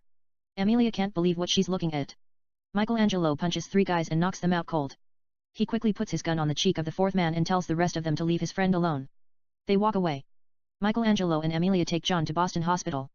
The doctors fix his broken ankle. John has to use a cane to walk around, gets intimate with a nurse named Sue, who has been taking care of him. She is a Chinese origin. Amelia comes to the hospital looking for Michelangelo and catches John and Sue making out. John introduces Amelia to Sue. Later, Michelangelo, Amelia, John and Sue sit at the cafeteria and have lunch conversing. Amelia looks at Sue's Facebook and sees a photo of a young man standing with a cane with a girl, who looks exactly like Sue. Amelia thinks it's odd and asks Sue who the man is out of pure curiosity. Sue tells her his name is Tim. He was her sister's husband. That's Tina, her sister. They were twins. Tina was 5 months pregnant when a young woman named Amber stabbed her with a knife after mistaking her with Sue, which resulted in miscarriage. Amber was charged with attempted manslaughter, but found not guilty by reason of insanity. Chad, Amber's husband, was having an affair with Sue. Amber saw a sex video of Sue and her husband that Chad recorded with his cell phone and tried to kill Sue, but mistakenly ended up stabbing Tina. The ruling also might have been influenced by Amber's billionaire parents who made fortune in real estate and petroleum. Yet Tina was told she can't have a baby. Later, Tina committed suicide of sadness. Sue has never seen Tim again. Michelangelo and Amelia check Tim's record. He was a doctor at Harvard Medical School, but has been disappeared without a trace, just laying low. Michelangelo and Amelia put face on the potential suspect. However, Tim goes by various names. He has to complete his masterpiece. Michelangelo and Amelia think Amber might be his last target. They rush to her house. Tim has already killed her, and has put her in the bathtub placed in the middle of the living room at her multimillion-dollar mansion. The tub is filled with a pig blood and organs. Michelangelo and Amelia ring the bell. There is no answer. Michelangelo breaks the door. They enter the house, come to the living room and see the body of Amber in the bathtub. Tim is sitting on a sofa nude while waiting for them to arrest him. Michelangelo points the gun at Tim's head. His finger is tightened on the trigger. He pulls the trigger and shoots Tim in the head at close range. Tim's blood splatters on his face. It was a thought. It didn't happen. Amelia slowly approaches Michelangelo, takes the gun from his hand and cuffs Tim. FBI and Boston police arrive at the crime scene and takes the killer away. Amber is branded with yin and yang. The word pig in Chinese is written on her forehead. Tim placed a baby pig in Amber's belly. The forensics also find a wedding ring in Amber's vagina. The prosecutors think Tim is insane. However, they say he will be prosecuted to the full extent of the law. Later, Michelangelo and Amelia sit at a blues bar in South Boston and have scotches. Michelangelo then gives Amelia his hand and asks her to dance. She takes his hand. They come to the dance floor and dance slow. They kiss intimately. The end. Emma, that's a fascinating story. Chris, I might have to change the ending and make it more dramatic. I am still working on it. It's some kind of trilogy that formed in the subconscious mind without my knowledge, along with Zodiac Killing starring Alicia Vikander and Divinity starring Jennifer Lawrence. Wait, I might have an idea for HBO. The periodic table killer under the title of Chemical Romance. A billionaire serial killer who sleeps with beautiful models and kills them using the chemical elements in the periodic table and brands them with atomic numbers and chemical symbols. You know, there are 118 chemical elements. Some of them are radioactive and can only be produced in a particle accelerator, a machine that collides particles close to the speed of light. I had someone like Christian Bale in mind, not an American Psycho but Batman. Imagine instead of going out in the night and saving people and fight crime, he sleeps with some of the most beautiful women in the world, kills them gracefully using the elements, brands them with chemical symbol and atomic number and leaves roses at the crime scene. A rookie FBI agent named Amelia is assigned to investigate the case. Yet Bruce seduces her and takes her to the bed pretending to be helping her solve the crime. You know, she involves with the killer in a passionate sexual affair. Bruce actually helps FBI capturing some of the most notorious serial killers in North America. However, he has to complete his masterpiece by all means necessary. He made fortune in various software business and social media marketing in Silicon Valley. Some of the elements are rare and very expensive to acquire. He needs a lot of resource and connection. Bruce might even design his own particle accelerator secretly. He also gets his hand on the designing and manufacturing of one of the first cars that fly in the air and makes a lot of money. But Bruce gets a kick out of making love to beautiful girls and killing them artistically. He is young and charismatic. Bruce owns a couple of fashion magazines as well. It's easy for him to lure a girl to bed. Models throw themselves at him like their underwear literally. Sometimes, Bruce sleeps with 3 or 4 supermodels at the same time. He is into S&M as well. He likes to throw all kinds of erotic sex parties and involves with various attractive girls in S&M, BDSM, bandage, and sex slaves and a lot of alcohols and drugs. I just saw Kill Your Friends few days ago starring Nicholas Holtz. The movie is alright. But I thought his performance was excellent. Maybe he can play Bruce. I will leave it to HBO writers. It'd make a seductive murder mystery television series. You know, suppose Bruce sleeps with 3 women and kills 3 per show. That is almost 40 episodes. I do not know how many episodes they show per season. Let's say it's 10. They can wrap it up in 4 seasons. Emma, it sounds interesting. Why don't you pitch it to HBO and write the story yourself? Chris, I don't really watch television. I mean, I don't have the patience. I didn't even watch 1 episode of the Game of Thrones. Emma, I did television. It's fun. Chris, I'd rather write 40 feature films than spend 4 seasons inside a psychopath's mind. You know, I like to mix it up: romance, comedy, murder mystery, action, and drama. Emma, they can't offer you. He smiles softly. Chris, humorously you could say that. Emma, you wrote Alicia and Jennifer murder mystery. I want murder mystery myself.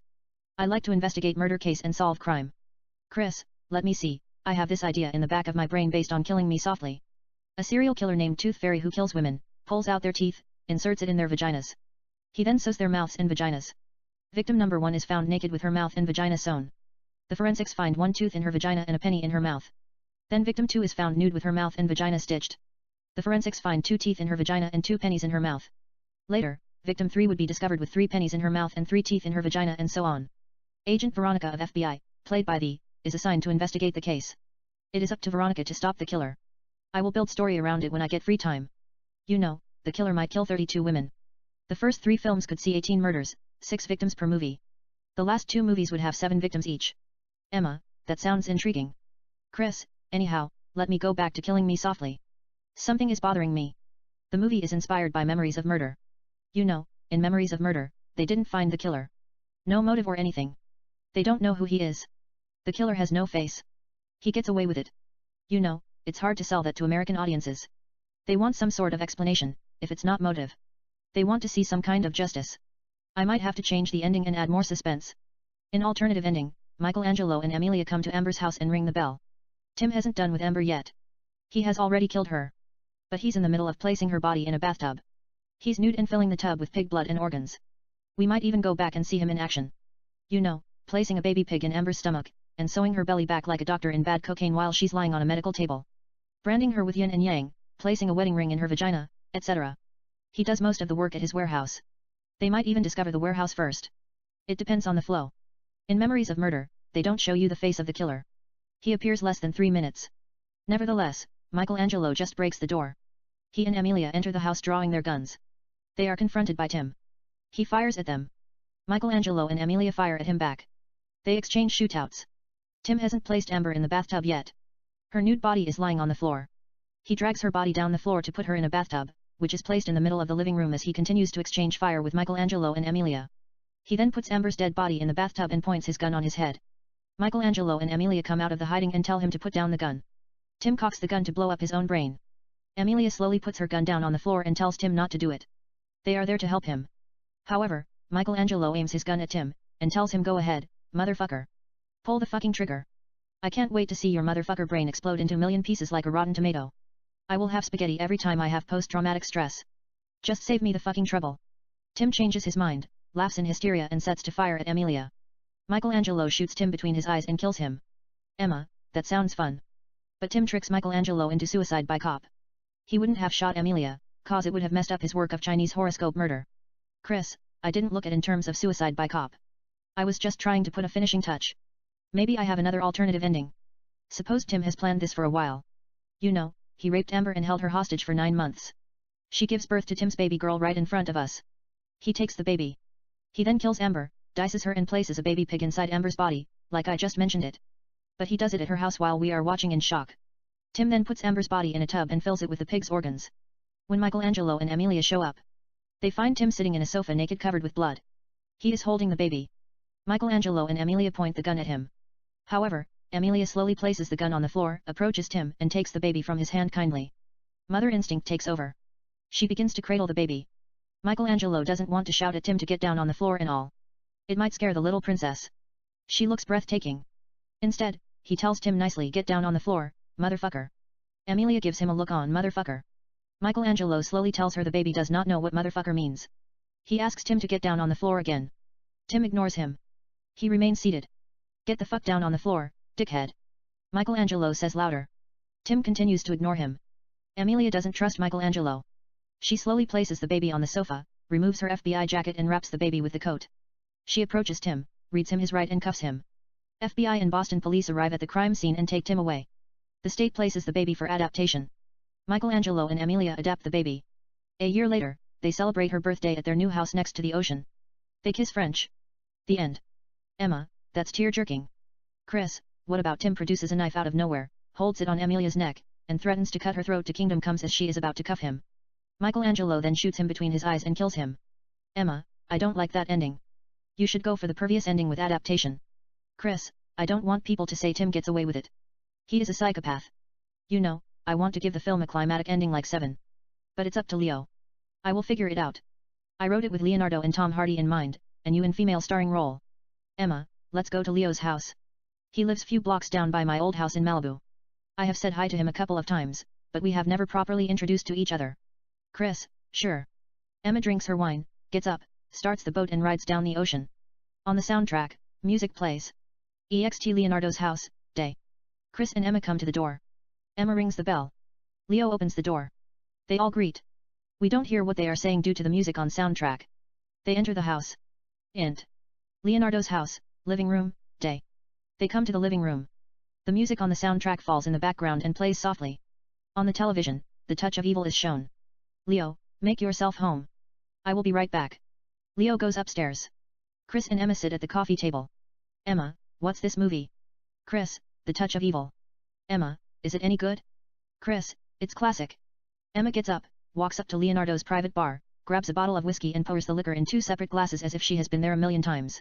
She returns to Chris, gives him a drink and sits next to him. Leo returns to the living room with the Maltese Falcon. Leo, have you seen the Maltese Falcon? Chris nods yes. Chris, long time ago. Leo, what do you think? Chris, it's good. Leo, I am thinking about writing my first professional screenplay based on the Maltese Falcon. You know, modern version of film noir. But I don't like the bird. You can convince yourself the bird is the stuff that dreams are made of. But you cannot convince Havoc Mayhem Wrecking Generation the bird can fly like Superman and shoot laser from his eyes. Or he is the black dude in The Avenger, who plays Falcon. What's his name? Emma, Anthony Mickey. Leo, that's right. Anthony. They will just walk away from the theater unless the bird raps like Kanye West. He then gets caught up in the drive-by shooting in the Marvel Comics and rise from the dead like the Crow, make love to Lupita and take revenge on those who killed him in the first place. You know, they are looking at a dead bird. I don't think they even fall for Darth Vader anymore. What do you suggest? Emma remembers what Chris told her earlier in Sexgeist. Emma, I would go with a necklace. But the Maltese Falcon is one of the most overrated film noirs of all time. Leo, what do you know about film noir? Emma, it's one of my favorite genres. Maybe I might have exaggerated a little bit when I say it's the most overrated film noirs of all time. Maybe the film feels like set in a theater. But it has potential. Chris can build you a story in a heartbeat. Leo, that's why I ask him to come in among other things. To Chris, the touch of pure evil has already got green light. I have already told myself I would do 3 movies this year. Maybe 4. I am not getting any younger. Killing Me Softly, Babe, Touch of Pure Evil, either Extraction or something new, which are written or adapted by you, and couple of projects that I signed for, including The Devil in the White City, a story of H. Holmes, the first documented serial killer. Marty is directing it. I had a feeling he's going to fuck it up. You know, I told them to focus on Holmes, but they intertwined it with Daniel H. Burnham, the architect who built World's Columbian Exposition in Chicago. I read the first draft. It made no sense. I told them to get rid of Daniel Burnham and rewrite it from scratch, just gather information on H. Holmes since he was a kid. The motherfucker killed 200 people. It doesn't matter if it's fiction or fact. I want everything that's written on him. You know, Holmes was not only a serial killer, but he was also a successful con artist, scamming insurance money and marrying 3-4 wives and taking them for a ride. I want the movie to be shot Gothic style. You know, I want the devil himself in the spotlight. In the meantime, I might have to pass on Extraction. I talked to Christopher Nolan. He likes the idea of just extraction information, how you write it. That's one of the best heist films I have ever read. But I felt it would eat up my time. I don't want to travel around the world and kill people as if they were cockroaches, and then find out it was a dream. Don't get me wrong. I love action movies sometimes. But it can wait. You know, I want to be one place here in Los Angeles and focus on writing. I read few novels. There are a couple of good stories out there, but they deal with a lot of drama. I am looking for mystery. Leo walks to his video collection and grab A Lonely Place starring Humphrey Bogart and Gloria Graham. Leo, what do you think of this film? Emma, I was born when you kissed me. I died when you left me. I lived a few weeks while you loved me. I think it's better than the Maltese Falcon. I have always valued human emotion over treasure or physical objects for some reason, but don't ask me why. Leo, I feel the same. But we don't want soap opera in the mix. We have to focus on mystery. The film is almost flawless, but it can be improved. To Chris, have you seen it? Chris, a while ago. Leo, what do you think? Chris, it's not bad. Leo, there is a scene that caught my attention while I was watching it few days ago. Martha, played by Ruth Gillette, gives Laura, played by Gloria, a message. Laura says, "You are hurting me." Martha kinds of remind me the German girl in Quentin Tarantino's Inglourious Bastards at the bar in the basement, not Diane Kruger but the other muscular girl. I worked with QT in Django Unchained. Anyhow, the girl held her fallow Nazi's head in a judo chokehold. It's part of the game. In A Lonely Place, for a second, I thought Laura and Martha killed Mildred Atkinson. You know, Laura saw Dix with Mildred. She got jealous and sent Martha to get rid of Mildred Atkinson. Marta asked her to get in the car, killed her like Dix explained to Brub Nikolai and his wife Sylvia. You put your right arm around her neck. You get to a lonely place in the road and you begin to squeeze. You're an ex-GI. You know judo. You know how to kill a person without using your hands. You're driving the car and you're strangling her. You don't see her bulging eyes or her protruding tongue. Go ahead, Brub, squeeze harder. You love her, and she's deceived you. You hate her patronizing attitude. She looks down on you. She's impressed with celebrities. She wants to get rid of you. Squeeze harder. Harder. Squeeze harder. It's wonderful to feel her throat crush under your arm. Now, are you convinced? Martha then threw her out of the car. She does Laura's dirty job. So these two girls go around, kill rich folks and rob them blind. Perhaps, Marth's son who goes to UCLA might have involved in the murder. But that's just Dix's theory. It's not a fact. Dix loves Laura but he can't trust her. He thinks she is a femme fatale. In the meantime, Dix is also a suspect. He is unpredictable, might be diagnosed with split personality. The movie is based on a novel from the same named, In a Lonely Place, by Dorothy Hughes. In the novel, Dix helps the cops solving the case of a serial killer. Yet, they find out he is a killer. Two different stories. Laura tells Dix jokingly she will poison and kill him if he continues to act like a fool. Dix starts cooking his own meals. Whenever she gives him tea or coffee or whiskeys, he just pretends to be drinking, and when she turns around, he spills them away. Note, if it's convenient, we might see Emma in the female lead role and Leonardo in the male lead role. Leo, in the film, Dix is innocent. However, in the story that I am trying to create, Dix could have exited through the back door and asked Mildred Atkinson to take her home. She got in his car. Dix then killed her, so he could snap out of his writing block and write about the murder. He is a method writer. Yet, that's just Laura's theory. She loves him but doesn't trust him either. They keep us guessing one of them might be responsible for the death of Mildred Atkinson. Or they both could be innocent. We tone it down the unnecessary emotional outburst, jealousy, and obsession, and replace it with suspense and the game of seduction and murder mystery. Dix thinks Laura is B-movie star direct-to-video. She wants to graduate. Dix is the man who can make her famous and take her to the promised land whatever it is. He is afraid of her, but at same time, wants to play game. Dix started writing about him being the main suspect, psychopathic serial killer, for the thrill of it, so he could get into Laura's head and see what she is made of. It could be a script or a novel. I haven't made up my mind yet. I am creating the story as I go. But let's stick with the screenplay for now. In his script, Dix says he could have killed Mildred Atkinson through his split personality. The police can't prove anything, so he can toy with her motion. Laura is a suspect as well. Dix portraits her as a deadly femme fatale in the screenplay, looking at her background, digging the past, making up lies, fabricating false stories and placing Martha at the crime scene. Laura reads his screenplay that he is working on. She got tempted to play game based on Dix's creation and makes him think she could be the actual killer. Laura even tells Dix she might have drugged Mildred Atkinson and broken her neck to make it look like only a man could have done it. Surprisingly, Laura is right. Mildred Atkinson was drugged. The forensic report shows she died of nerve gas. Then the killer broke her neck to make it look like strangulation. I don't like the idea of one-hand judo chokehold to kill Mildred Atkinson, you know, how they described it in A Lonely Place. It is one dimension. Only a strong man, who has militarily background, could have done it. Humorously, I wouldn't kill a woman even with my both hands. I might have to rewrite it from the scratch to get the whole concept in my head and add few twists. I like the idea of death either by poison applied on handkerchief or lethal injection with a syringe. Meanwhile, the cops have two suspects.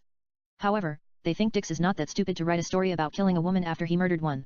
He is just playing insane. Captain Lochner asks Brub what about Laura? The captain thinks there is a motive. Laura thought Mildred Atkinson might be Dix's lover and decided to get rid of her, so she could be with him. It's a true Hollywood story. Brub says he doubts it. He also thinks Dix is innocent too. Meanwhile, Dix makes sure Laura read the final draft of the screenplay and writes how he is going to kill her and complete his perfect murder. Laura reads it and begins to be afraid of Dix. They have a fight. He grabs a knife, threatens to cut her throat and drinks her blood like a vampire, who hasn't seen daylight for 5,000 years. She grabs a gun and tells him to drop the knife, or she will shoot him. He tells her go ahead and make my fucking day. It's you who wants to play a game. He continues to approach her with the knife, only one of us will live at the end of the night. Laura shoots him in the left arm. Dix is crazy, tells Laura it's only a little flesh wound. Removes his shirt, points at his heart with the knife like killing me softly that you wrote, and tells Laura to shoot him in the heart. She loves him and couldn't bring herself into killing him. Meanwhile, neighbors call police. They both got arrested.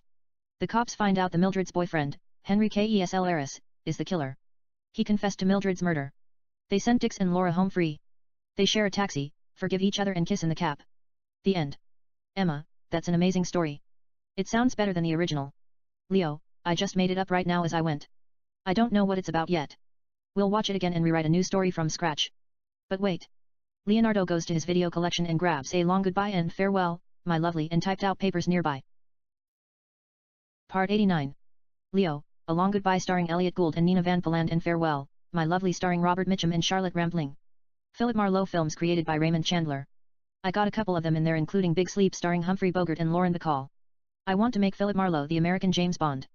I am thinking about turning my production company Appianway into a studio like Paramount, 20th Century Fox and Universal Pictures. I might need you to write me a couple of hits. I am planning on releasing at least 25 movies per year. Emma, that's not a bad idea. Leo, nevertheless, I brought these two films The Long Goodbye and Farewell, My Lovely for the sole purpose of learning how to write a good script. Have you seen them? Chris, long time ago. I know the stories. I am a big fan of Raymond Chandler works. Leo, it's good enough. I want to work on the first one. If it's a hit, we are going to make Philip Marlowe film every year or two whenever there is a talk about Columbia Pictures and MGM are making James Bond, some kind of counterattack. Nevertheless, we don't have to wait for 007. I want to combine these two movies The Long Goodbye and Farewell, My Lovely and write a screenplay. Barely reading. He has memorized the story in his head, Private investigator Philip Marlowe gets up in the middle of the night to feed his dog. He is working on a case, investigating the murder of a client named Charles who was a victim of blackmail and a stolen necklace made of pink diamond for his novel. That night, Marlowe is contacted by his friend Terry Lennox, a movie star. He asks him to give him a ride to Tijuana. He agrees to do so as long as Lennox doesn't tell him anything about why he is going to Tijuana. Later, two police detectives, Evan and Dalton, visit Marlowe. They take him to downtown for questioning. He's accused of helping Lennox murder his rich wife Sylvia. Marlowe refuses to talk about it without the presence of his lawyer. They keep him in jail. His lawyer Jason bails him out $100,000. Marlowe is not supposed to leave the town and has to appear before a judge in 40 days for accessory of murder. Marlowe is hired by a gangster named Moose Matthew to find his girlfriend Velma, whom stole $10 million from his safe cabinet while he was serving time in prison, 5 years. Marlowe tracks down her lover, John, and asks him where she is. He tells him Velma is dead. Marlowe then gets a call from a woman named Jessica, who tells him she knows where Velma is hiding and asks him to meet her in a coffee shop somewhere in the desert. He meets her. Jessica tells him to do him a favor first to deliver a ransom payment for stolen diamonds. She will then tell him where Velma is. Marlowe doesn't believe her. He wants Jessica to tell him the truth. She says they are going to blackmail her. They recorded her having sex with 2 African-American men. She didn't know it was a setup. If her husband finds out, he will kill her. Note, if it's convenient, we might see Leo in the lead part as he continues to tell us the story, and Emma in the female starring role. Leo, Marlowe agrees to help her. It's dark. Marlowe waits in his convertible in the middle of the desert with the ransom money but falls asleep while waiting. When he opens his eyes, he is hit on the head unconscious by an unknown man. Later, when Marlowe regains consciousness, he finds Jessica's nude dead body in the passenger seat. The ransom money is in his car sprinkled on her body. Marlowe buries the body in the desert, puts the money in the bag and comes to his home. He is visited by the same 2 cops Evan and Dalton. They tell him not to worry about Lennox. He committed suicide in Mexico. The case is closed. But Marlowe doesn't buy it. Later, Marlowe is hired by Eileen Wade to find her sister Vanessa, who is into clubbing and drugs. She disappeared from her Malibu house. Eileen doesn't want report her missing. She thinks she just ran away to do drugs. Marlowe finds Vanessa at a famous club rated NC-17 in LA known for heavy use of drugs but he gets caught up with Sophia, the ex-girlfriend of Alex, the son of a Russian mob, whom he photographs cheating. Alex marked her cheek with X. She is beautiful but has a bad scar. She is at the club with a gun to kill Alex who is sitting with 4 attractive Russian models. Marlowe apologizes to Sophia and tries to talk Sophia out of it. Instead she points a gun at Marlowe. But he easily takes the gun out of her hand and kisses her lips passionately. He takes her outside and makes love to her on the hood of his car. Marlowe then calls a taxi and sends her home. Yet he loses Vanessa. He knows where she might be. Vanessa is staying with a drug addict musician named Carson. Marlowe comes to Carson's house in the middle of the night, breaks in and sees Vanessa sleeping in the bathtub without a single drop of cloth high. He covers her with his coat and carries her toward the exit. Out of nowhere comes Carson and points a gun at Marlowe's head at the living room and tells him to put her down, or he will splatter his brain. Marlowe places her on the sofa, tells Carson to be cool, and in a flash, grabs Carson's hand, pulls his hair, takes the gun out of his hand and slams him against a glass coffee table and knocks him unconscious. Marlowe carries Vanessa out of the house, places her in his car and takes her home. Eileen writes him a check for $10,000. In the meantime, Marlowe suspects Eileen knew Lennox and there is a story behind Terry's suicide and the murder of Sylvia. Marlowe then approached by a gangster named Marty Augustine, who wants money returned that Lennox owed him. He is a mean son of a bitch. Augustine headbutts his sweetheart in the face, breaking her nose to show him what could happen to Marlowe if he double-crosses him or refuses to do what he tells him. Augustine says, "That's someone I love with all my heart and soul. I don't even give a fuck if you die at this second and burn in hell for eternity." Marlowe goes to Mexico and gather facts of Lennox's death. He returns to Eileen's house and have few words with her about Lennox. Marlowe asks her if she knows him. She tells him she doesn't know him. Marlowe and Eileen have sex. After sex, they do cocaine to keep things on an even keel. Eileen then confesses to Marlowe that Vanessa was having an affair with Lennox. She might have killed Sylvia in jealousy after he told her he didn't want to see her anymore. But Eileen makes him promise not to tell the police about it. Vanessa is her sister. She loves her to death. Marlowe contacts Augustine to tell him Lennox is dead. But Augustine tells him not to worry about it. His missing money has been returned mysteriously. Marlowe thinks it's weird. He is then approached by Moose Matthew, who asks him where Velma is. He tells him he is working on it. Later, Marlowe sees Vanessa walking in the street alone and asks her where she's going. She tells him to see a girl named Nicole who runs a club. Nicole just hires her. Marlowe gives her a ride. Meanwhile, Marlowe finds out Nicole Jones is a widow, the young wife of a wealthy and influential music producer named Robert Jones who died of heart attack unexpectedly. Marlowe comes to see her sing. She is a beautiful blonde whom Mr. Jones met when she was singing at the club that he owns. They got married. He left her the club in his will. Vanessa is hired to sing. She sings a beautiful song. In the meantime, Nicole seduces Marlowe and takes him to her house. They have sex. Nicole takes a shower. Marlowe looks through her stuff and sees the photo of Jessica by accident. He suspects Nicole is into blackmailing wealthy people. Marlowe asks her if she knows Jessica. Nicole thinks about lying. She then sees the photo album that Marlowe had been looking at nearby. Nicole chooses to tell him what he wants to hear. She pours whiskey into 2 separate glasses, gives Marlowe a liquor. Marlowe takes a sip. Nicole says Jessica is a friend. She doesn't know where she is and hires Marlowe to find her. Marlowe tells her Jessica is dead, buried her in the desert, and accuses Nicole she has something to do with Jessica's death. Yet before he confronts her farther, Marlowe feels dizzy and falls unconscious. Nicole has placed poison in his drink. Later, when Marlowe regains conscious, he finds himself in the suspect transport enclosure of a police car driven by 2 corrupted cops, Peter and Dante. They knock him unconscious and lock him up in a private hospital run by a drug dealer named Dr. Payne. It's hell figuratively speaking but looks like a mental institution for rich and famous. Dr. Payne keeps Marlowe obedient with drug injections. Marlowe then pretends to be sick, injects Dr. Payne in the neck with the same drug, escapes from the institution and comes to Nicole's club to confront her. Marlowe tells Nicole he knows she is Velma. She has Jessica killed, so she wouldn't expose her real identity. Velma produces a gun out of nowhere and points it at Marlowe, but can't pull the trigger. She is attracted to him. Velma tells him she loves him and doesn't want to return to Matthew, agrees to return the money she took from him, and spends the rest of her life with Marlowe. They kiss passionately. Matthew walks in with a gun, and interrupts them, tells Velma he needs her back. He has forgiven her for everything, and wants a family with her. Velma tells him she doesn't want to see him, shoots Matthew in the heart, kills him and flees the scene. However, FBI officials track her down in Miami and arrest her. Later, Marlowe has few drinks at a blues house, leaves the bar and takes a walk in the street of Santa Monica. He then sees Eileen driving by, however, couldn't catch up with her. Marlowe takes another trip to Mexico, bribes few corrupted officials to tell him Terry's whereabouts. He knows they faked Terry's apparent suicide. They tell him that he's alive and hiding somewhere in Mexican, but don't know where it's. Marlowe tracks down Terry in Cabo San Lucas through a poster that he remembers seeing at Eileen's house. Marlowe recognizes him despite the fact the plastic surgery procedure that Terry had. Marlowe follows him around to make sure what he is up to, later comes to Terry's villa and confronts him. Terry, who is fixing his multi-millions dollars motorboat, confesses to killing of Sylvia but it was an accident. He tells Marlowe he was having an affair with Eileen, and Sylvia found out about it. They had a fight. She began to hit him in mania and poked his eye with her nail. In frustration, he pushed her violently. Her head hit the edge of the fireplace and she died on the spot. When Marlowe is about to turn around and leave, Terry opens a compact glove of his boat, grabs a gun and sets to fire at him. Yet, Marlowe quickly produces a small gun from his sleeve like Travis Bickle in Taxi Driver, shoots Terry between his eyes, kills him and walks away. Then minutes later, Marlowe sees Eileen, who is driving a convertible on her way to meeting Terry. He gives her a wink, lights a cigarette and continues to walk down the street while smoking. The end. To Chris, what do you think of it? Chris, it's pretty good. Leo, what about you? Emma, what is your opinion? Emma, it is one of the best neo-film noirs I have ever heard. Leo, once I get this out. We then write a couple of original detective stories and make a killing. Actually, I am not interested in making money. I am interested about the quality of the work. By the way, what do you think about my new movie The Revenant? Chris, I didn't get the chance to see it. I only saw previews online here and there. Emma, I saw it. I thought it was okay. Leo, I got nominated for Oscar. Do you think I am going to win? Emma, I don't know who are the nominees. I won't lie to you. That's one of the most painful movies I have ever seen for a while. No doubt you gave an amazing performance. But there is no dialogue. 95% of the time, you were clawing on the ground or hiding or running. After you went through hell, they finally rescued you. Instead of resting, I thought you were going to sit for few days, heal from your wounds, take your time and track down the man, Tom Hardy, who killed your son, but you just got up and said you were going to kill the son of bitch and went after him. My friend said that was stupid. I didn't look at it in terms of fiction. I found myself in the film and thinking what if you ran into those mean Native Americans? Is revenge worth of sacrificing your life? I don't know, can't say much.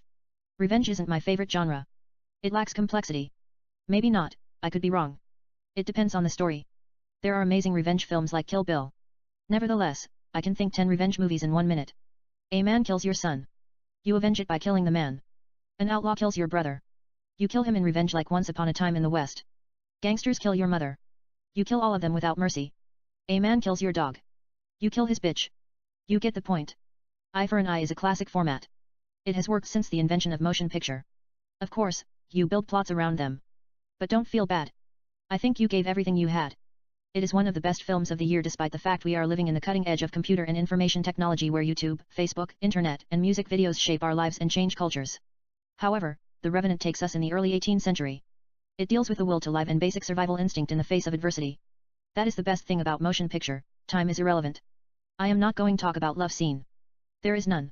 However, when you talk about Academy Award, you don't really have to bring Robert De Niro losing 60 pounds and going method or Heath Ledger transforming himself into a total psychopath without a sense of purpose.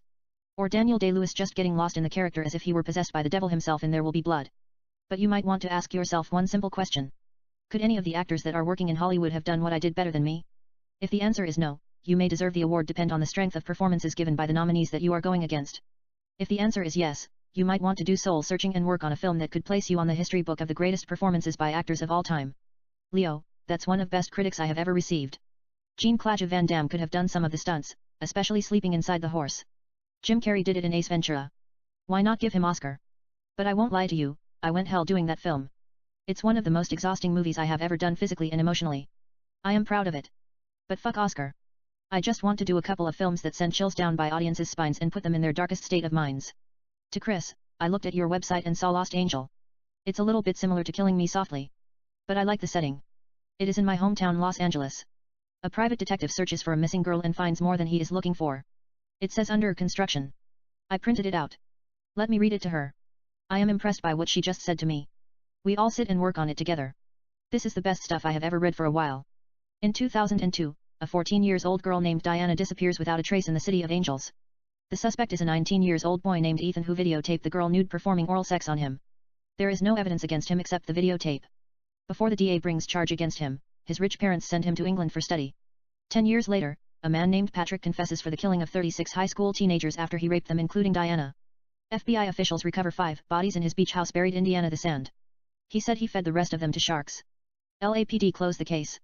Ethan returns to USA and begins to work at his father's software business, writing program. Marta, Diana's aunt, hires a private detective named Michelangelo played by Leonardo DiCaprio, I am going to assume it is me, to investigate the case. Marta says Patrick didn't kill Diana.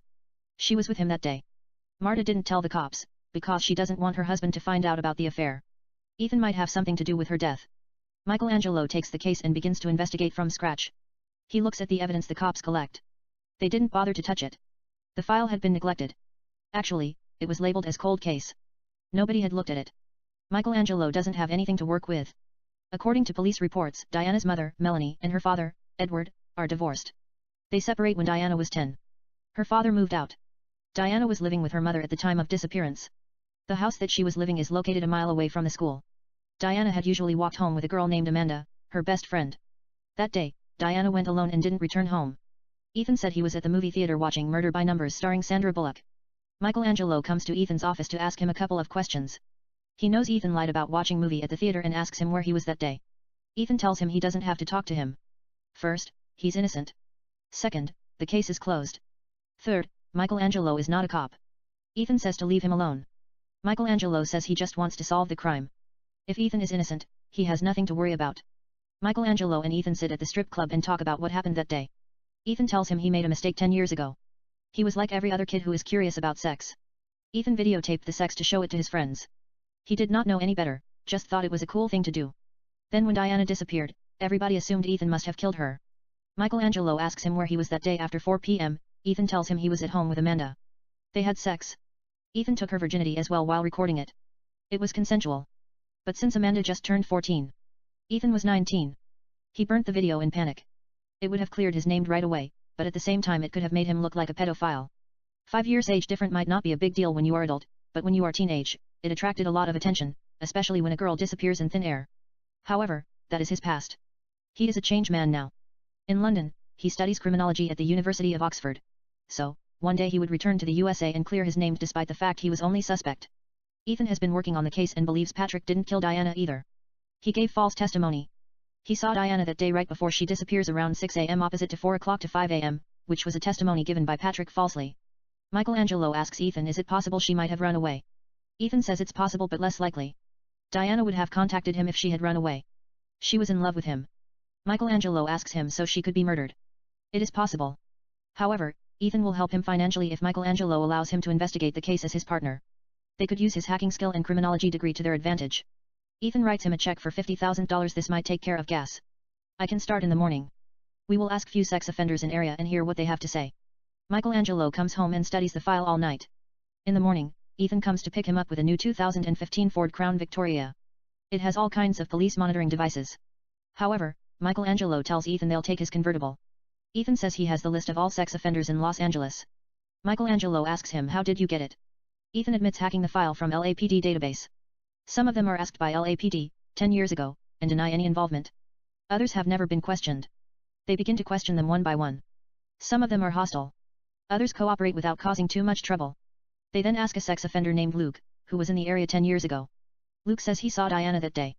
She gave him a sweet smile. Then a voice in his head told him to hurt her. But Luke didn't want to hurt her. He just wanted to have sex with her. They ask him what he did to her. Luke said, I didn't do nothing to her. I just thought about her beautiful face and masturbated in the wood. Michelangelo asks him why he didn't tell this to the police 10 years ago. Luke said he lied to them. He was taking a nap in his car.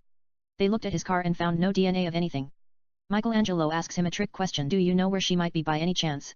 Luke sarcastically tells him she is in hell freezing. I had a vision of her. She has wings.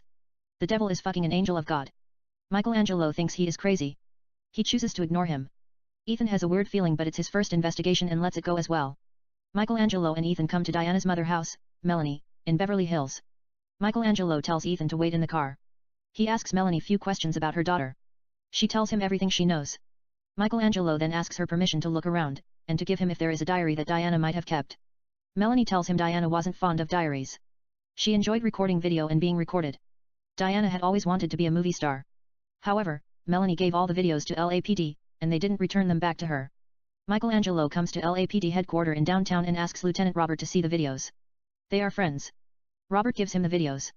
Michelangelo looks at the videos and something changes in him forever. Diana is mature beyond her age. She is like Lolita, sings, dances sensually and speaks like adults. She has a keen sense of fashion, talks about various sexual fantasies, including having sex with her father. Diana said she has seen him naked and thought he was sexy. Michelangelo questions her father. Edward tells him he doesn't want to talk about it, and asks Michelangelo to leave her alone, let her soul rest in peace. Edward thinks she is dead. Michelangelo then has few words with Agent Mia of FBI, ex-girlfriend, to help him with the case. Mia gives Michelangelo a classified file that has names of well-known sex predators. Most of them are not listed in crime database. They're government employee connected deep in the system. Michelangelo takes the file and begins to exit the building. He then bumps into a beautiful agent named Emilia, played by Emma. I am assuming it's you. Emma doesn't say anything. She just looks at Chris. He gives her a wink. She smiles in beauty. Notes, we might see the movie Leonardo in the male lead role and Emma in the female lead role. Leo, it was instant attraction. Michelangelo apologizes and asks her out dinner. Emilia tells him she has a boyfriend.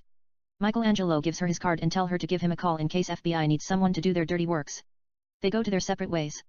Michelangelo and Ethan come to Mrs. Fitzgerald's house at Manhattan Beach to ask her son, Paul Fitzgerald, few questions. He is son of the former governor, James Fitzgerald, who died recently due to heart complication. Paul was suspected for human hematophagy. He killed 3 college students and drank their blood. However, due to his family influence, he has escaped justice. Mrs. Fitzgerald says he hasn't spoken to Paul for 5 years. He only sent her one postcard. Michelangelo and Ethan track Paul down at an abandoned building that he owns through the postcard, which he sent to his mother 4 years ago. They knock the door. There is no answer. They break in and find nude bodies of women, about 23, hanging upside down. Some of them are dead long time ago. Their bodies are dry. Some of them are killed recently. Their bloods are dropping down from cuts in their neck and falling in containers. It is heinous. Michelangelo holds his ground. Ethan has a weak stomach, can't help it, runs into the kitchen and throws up in the sink. Michelangelo sees one girl alive hanged upside. She is looking at his eyes. Blood is exiting from her neck and falling in a container. Her face is covered with blood. Michelangelo rushes to help her. However, Paul returns to the building. Michelangelo quickly hides at the dining room, so does Ethan. He hides in the kitchen. Paul enters the main apartment and looks around. Michelangelo slowly pulls out his gun. Paul senses the presence of intruder, turns around and walks toward the exit. Michelangelo comes out of the hide and tells him to freeze. Paul takes out his gun, fires at him and runs away. Michelangelo has a clean shot to kill him, however, wants answer. He hesitated to fire. Instead he chases him. Paul is fast. He is running like an Olympian in 1984 LA Olympic. Michelangelo continues to pursue the suspect. Paul gets in the middle of the street and continues to run along with cars, so does Michelangelo. He gets in the middle of the lane and continues to chase the suspect, running as if his heart were about to explode inside his body. Michelangelo hasn't run like this since he was in high school playing basketball, even then he stopped once in a while when the ball went out of bound. But there is no stopping here. He is pursuing mental case, who is running like Forrest Gump in Speed, Drug, in the middle of the street while passing cars. There is slow LA traffic in the street. Paul continues to run as if he has no lungs inside his body. Michelangelo continues to chase him. Paul then gets onto the opposite street and continues to run toward the cars like a madman. Michelangelo is not going to let him escape. He is feeling the Holy Spirit but continues to follow the suspect like the devil. In this side of the street traffic are moving pretty strong. Some of the cars have to drive off the lane in order to avoid from hitting them. Then comes a big truck at direction of Paul. The driver hanks his horn. Paul runs at the direction of the truck without a care. The driver quickly turns the wheel and misses Paul by few inches. However, the truck comes streets at Michelangelo. He moves aside, hits the ground, rolls under the truck, comes out of the other side like the Fast and the Furious without a car, gets up and continues to follow Paul. It is one of the most spectacular takes we have ever seen in cinema. It looks realistic as well. Then the inventable happens right in front of our eyes. A pickup truck Toyota is moving at full speed. The driver sees Paul at the last second. There is nothing he can do about it. The driver steps on the brake in vain. But the car hits Paul violently and kills him at the spot. Michelangelo slows down. Toyota comes at him driving out of control. Michelangelo easily avoids him. But there is a Honda moving at a steady pace. The driver sees Michelangelo moving in front of him. He quickly steps on the brake. Michelangelo instinctively jumps in the air as high as he can. The car stops, but continues to skid down more. Michelangelo lands on the front window, crashing on the glass. It looks a little bit like Olympic high jump without the pad. Michelangelo is in a lot of pain. But he shakes it off, walks toward Paul's dead body and looks at him minding the traffic, which continues to move as if they didn't see anything. Toyota and Honda have already pulled on the side of the road. The drivers come to Michelangelo, tell him better to get out of the road, but Michelangelo ignores them but sees Alexis coming at the direction of the dead body. Michelangelo doesn't want any post-trauma stress, moves toward the Lexus and tells him to stop bravely. The driver in the Lexus slows down and stops the car inches from Michelangelo. He gets out the car, looks at the mess and eventually places orange emergency flames on the road. Finally, all the traffic cease moving. Later, FBI officials look at the bodies in the building. The only survival has already taken to hospital. The doctor tells Michelangelo she's in a critical condition. Meanwhile, FBI puts Amelia in charge of the investigation. It's not much of a job. She just has to ask Michelangelo few questions and write a report. It's her first assignment. Amelia asks Michelangelo few questions about what happened. Michelangelo tells her Paul fired at them, and he chased him down the street. A car then hit him. Basically, Michelangelo tells her what happened. Amelia asks him humorously what he was doing inside the house without a search warrant. Michelangelo tells her he is not a cop, and didn't need a search warrant to question a man, who hanged 23 women upside down and drank their blood like a vampire. If Michelangelo had got there 5 minutes late, the only survivor would have died. Emma tells him so he broke the law to save a girl?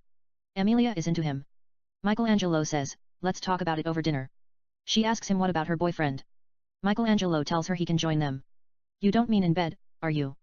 Amelia questions him humorously. What exactly do you have in your mind? Michelangelo asks her, playing along. She says jokingly, threesome. Michelangelo tells her if that is going to make her happy, she can bring her mother and grandmother too. But that is where he draws line. No great-grandmother or a goat.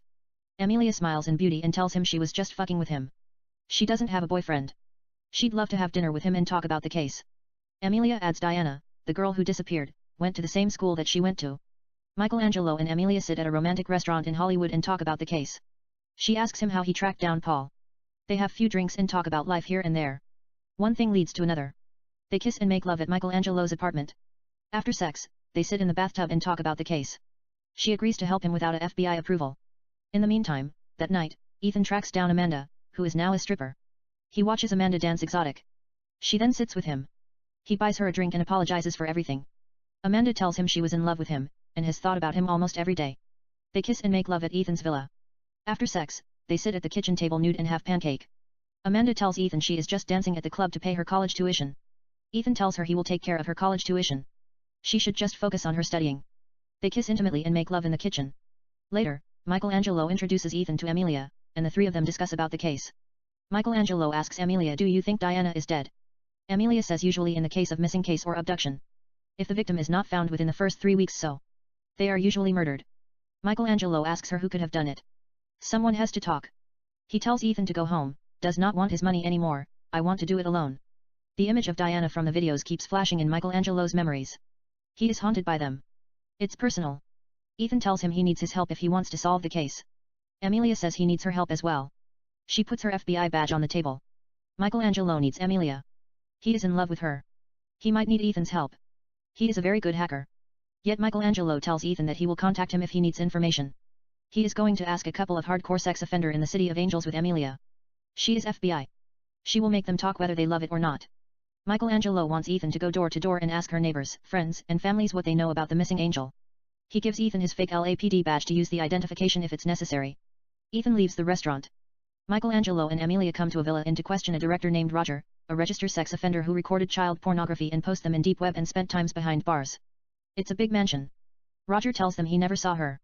Michelangelo asks him, you have paid people to bring these kids to your house and recorded them having sex. I have never forced them. They all wanted to do it. Roger interrupted him. It's because you manipulate them.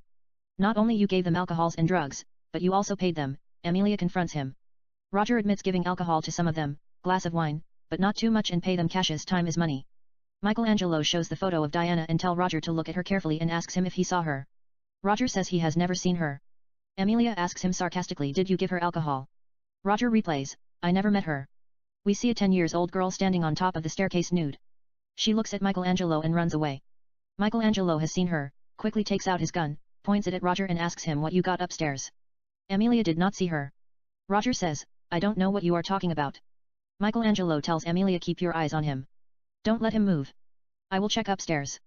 Amelia takes out her gun and points it at Roger. She is confused and asks him what is going on. Michelangelo tells her, I saw a naked girl about 10 upstairs. Amelia dead aims her gun at Roger. Michelangelo tells her, just shoot him in the face even if he breathes, and goes upstairs drawing his gun. Michelangelo comes to the bedroom and sees the naked 10-year-old girl and two 13-year-old boys sitting on the bed without clothes. They are watching pornography. There is a camera recorder. Michelangelo places his index finger across his lips and tells them be quiet. He searches the rooms, pointing his gun at all direction. The bedroom looks like a living room. It has a big library, 3 bathrooms, and 3 closets, as big as a bedroom. Michelangelo asks them if there is anyone else besides them. They say nothing. But the little girl looks at the direction of the library. Out of nowhere, from the library, comes a naked man about 25 and attacks Michelangelo. The gun falls from Michelangelo's hand. The naked man punches him on the face. The young man is big, cut, and strong like young Arnold Schwarzenegger but leaner. They continue to go at it. Michelangelo punches him on the ribcage and kicks him on the stomach. In the meantime, downstairs, Amelia hears the fight and doesn't know what is going on. Roger tries to take an advantage of the moment, tells her the girl is his daughter, and get up. He is lying. Sit down. Or I will put a bullet hole between your eyes. Amelia warns him. You can't come to my house without a search warrant and tell me what to do. Roger confronts her, I have the right to raise my children how I please. Amelia shoots him on the tip of his ear and tells him sit the fuck down. You have no fucking child. We checked your record before we came here. Roger holds his ear and sits back in the sofa. Michelangelo has heard the shot at downstairs. At the same time, he has to deal with Mr. Naked Man. Michelangelo punches him on the face. The naked man punches Michelangelo on the face back. They are fighting like 2 alley cats. Michelangelo headbutts him in the nose, tackles him down and punches him on the face. At the living room, Amelia seems a little bit concerned, but she continues to keep her eyes on Roger, who is sitting on the sofa while holding his bleeding ear with his shirt. Upstairs, they continue to go at it. Mr. Naked Man hits Michelangelo with a vase. There is a cut on Michelangelo's face. He is bleeding from his head. The fight is getting louder. Amelia wants to go upstairs and helps Michelangelo. She takes out her cuff and throws it at Roger. Amelia tells him to cuff himself against the frame of the staircase. Roger throws the cuff away. Go fuck yourself. You are nothing but a whore. You don't come to my house and give me fucking order, cunt. He gets up and approaches her. Go ahead and shoot me, says Roger. I am not going to go to prison. Shoot me, bitch, he screams at her. Amelia is taken by his outburst. She lets down her guard. Roger then runs and attacks her. The gun falls out of her hand. She quickly flips him off and gets on her feet. He gets up as well, jumps on her, falls with her and begins to hit her in madness. Upstairs, the naked man grabs headlamp and hits Michelangelo across the face. Michelangelo goes down. The naked man grabs a computer wire, puts around Michelangelo's neck and begins to strangle him. Michelangelo can't breathe. He is about to fall unconscious due to the lack of oxygen to his brain. Then, one of the 13-year-old boys grabs Michelangelo's gun from the floor and shoots the man in the side of his head. The man falls on Michelangelo and dies on the spot. Michelangelo is covered with the naked man's blood, pushes him off and gets up. The 13-year-old boy points the gun at Michelangelo. His hand is shaking. The kid's finger is tight on the trigger. He is nervous as hell. Michelangelo tells him to put down the gun. The boy continues to shake in fear. Michelangelo tells him to take it easy, slowly approaches him and takes the gun from the boy's hand. Meanwhile, downstairs, Amelia and Rogers are resting on the floor unscripted. It's dirty, biting, pulling hair, scratching and punching. Amelia looks at her gun on the floor. Rogers crawls down the floor toward a sofa, pulls out a gun under the cushion and sets to shoot her. Amelia quickly grabs her gun, turns around and shoots Roger between his eyes. He misfires, missing her by inches as he takes his last breath.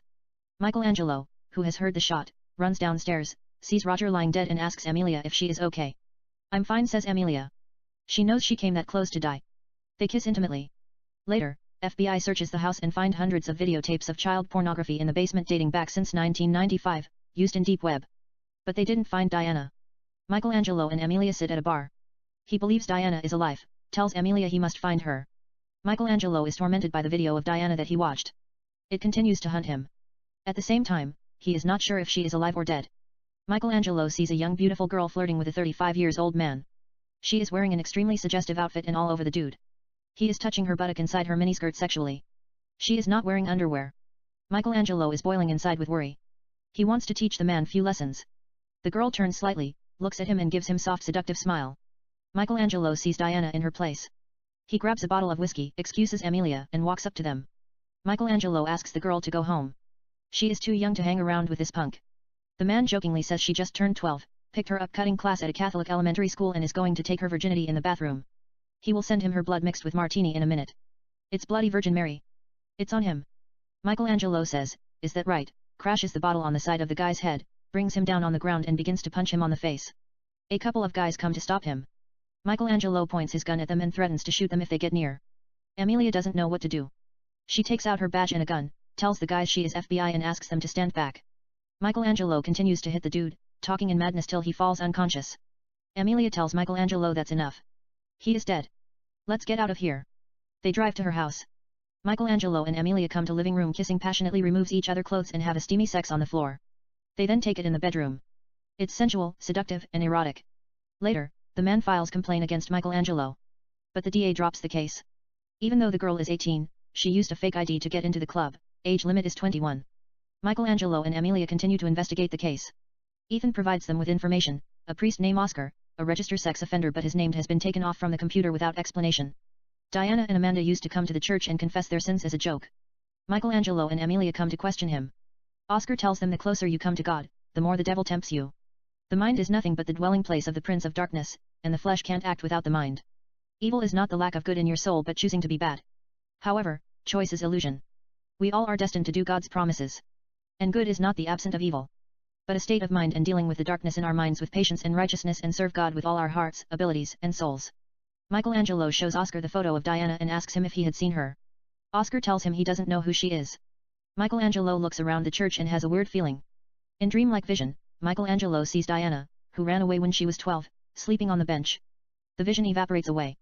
When Michelangelo and Amelia are about to leave, Oscar whispers by Amelia's ear, I have a confession to make. She looks at him and asks him, what did you just say? Oscar says, nothing. Sometimes, I talk to God in my head and ask forgiveness for the faults, misdeeds, offenses, wrongdoings and demerit of mankind. It's the end of the world. You should repent your sins. Michelangelo and Amelia leave the church. They come to their car. Yet Amelia tells Michelangelo that Oscar told her he had a confession to make. Michelangelo says maybe he was talking to God. He is delusional. Amelia doesn't buy it, and thinks Oscar was trying to tell her something. Why did he whisper down by her neck? Michelangelo and Amelia wait for him in the car. Oscar leaves the house of God, gets in the car, and drives in the streets of Los Angeles. Michelangelo and Amelia follow him. Oscar comes to a warehouse deep in the canyon. Oscar is holding 10 young women in prison cells for breaking the 10 commandments. They all are nude. Some of them are dead due to starvation. Some of them are alive. There is no meat in their bodies. We can count the bones in their anatomies. Oscar removes his clothes nude and tells them. They committed sins against God, and must pay now than later. He stands in front of a girl named Lydia about 22. She is barely alive. Oscar begins to masturbate while praying, thou shalt not commit adultery. Selling her flesh and spirit to the devil is a sin. The body is the temple of divinity. Oscar asks God to forgive her. She has committed sins. He asks God to allow her to enter heaven, be with God in his glory, and attain eternal life as he continues to masturbate. He reaches climax, falls with his knees and cries like a saint as he continues to pray in oblivion. Michelangelo and Amelia kick open the door and enter the warehouse, drawing their guns. Amelia tells Oscar to freeze. Michelangelo looks around, and can't believe what he is seeing, naked starving women. Oscar tells them I want to confess my sins. There is the presence of the devil inside my soul. I begged God to quiet him. But he refused to listen to me. Oscar gets up. Amelia tells him don't fucking move. Stay on the floor. Down on your knee. Oscar tells her Satan is hurting my brain. I don't want him in my head. He begins to approach her. Michelangelo shoots him on the knee without looking. He is watching the starving girls in confusion. Oscar falls on the ground and screams in pain. Amelia cuffs him. Michelangelo fires at gate 1, breaks the door, and checks the skeleton girl 1 if she is still alive. She is dead. So, does Amelia. She calls 911 and tells them to send helicopters as soon as possible. Amelia fires at gate 2, breaks the door and checks another skeleton girl. She is gone. Michelangelo fires and breaks gate 3, and checks a skeleton girl. She is alive. He quickly rushes to get her water. In the meantime, Amelia breaks gate 4 and checks girl number 4. She is alive as well. Amelia goes to get her water. Michelangelo gives water to victim number 3 just a little bit to keep her alive and rushes to 5. So does Amelia. She gives her water and goes to 6. 5, 6, 7, 8, and 10 are dead. 9 is barely alive. She is the one Oscar was looking at while masturbating. Michelangelo checks her. Lydia just takes her last breath on his hand as he checks the vital signs on her neck. Michelangelo quickly gives her CPR but cannot perform chest compression. He might break her rib bones, continues to give her CPR. Luckily, Lydia returns to life. Michelangelo places water in her system just a little bit, picks her up, carries her out of the cell and tells Amelia they have to take her to hospital as soon as possible. Amelia tells him helicopters are in their ways. Michelangelo says he is taking her to UCLA Medical Hospital. He can get there in 10 minutes faster than the helicopter. She asks him they can't leave the other 2 survivals alone. Michelangelo tells her they are coming with us. Amelia asks him what about Oscar? What should they do with him? Michelangelo tells her just leave him here. He's fucked up in the head. The cops will pick him up. Michelangelo and Amelia place the 3 survivals in the car one by one. Michelangelo gets behind the wheel and Amelia sits the passenger seat. They drive down the Topanga Canyon, make a turn at Pacific High Coast Highway, take Sunset Boulevard, drive like Bonnie and Clyde in speed and come to UCLA in 10 minutes. Michelangelo carries Lydia whom he brought back to life and rushes her to the emergency room. Meanwhile, the paramedics take the 2 survivals to ER. They all make it. However, Lydia is in critical condition. She has fallen into coma. Oscar is arrested by FBI. LAPD homicide detectives and forensics collect evidence. Michelangelo and Amelia return to the crime scene. Amelia, who hasn't showed up at the bureau for a while and been doing the investigation without the FBI knowledge, is forced to have few words with Special Agent Robert. She can't avoid him. Robert asks her where she has been. Amelia tells him the truth. She has been looking for a missing girl, Diana. She apologizes for her absence. Robert tells Amelia he is not mad at her. He wants her to finish what she has started and reports to him directly. In the meantime, Ethan calls Michelangelo and tells him he might have information leading to Diana's whereabouts. This audio file was created by Panopreter Basic. You can download it at www.panopreter.com. Part 90. Michelangelo and Amelia meet Ethan at a restaurant. He's with Amanda. Ethan tells Amanda to tell them what she exactly told him. Amanda shows them a drawing of a spider. 10 years ago, a week before Diana's disappearance, while walking home after school, a young man asked Diana and Amanda to get in an expensive car, Aston Martin. He said he would give them a ride home. They got in the car. He then gave Diana $500, and dared her to give him a blowjob. She went down on him. The man has a spider ring on his right middle finger. Amanda never told to the police. She thought it would ruin Diana's image. They took headshots and bought a bag of weed with the money. Diana also made Amanda promise never to tell to anyone. In flashback, a professor named Richard gives lecture to a group of students at UCLA. It's psychology class. He looks like Michael Fassbender. Richard asks his students what separate man from God. A male student answers God is capable of creating. And man is simply God's creation.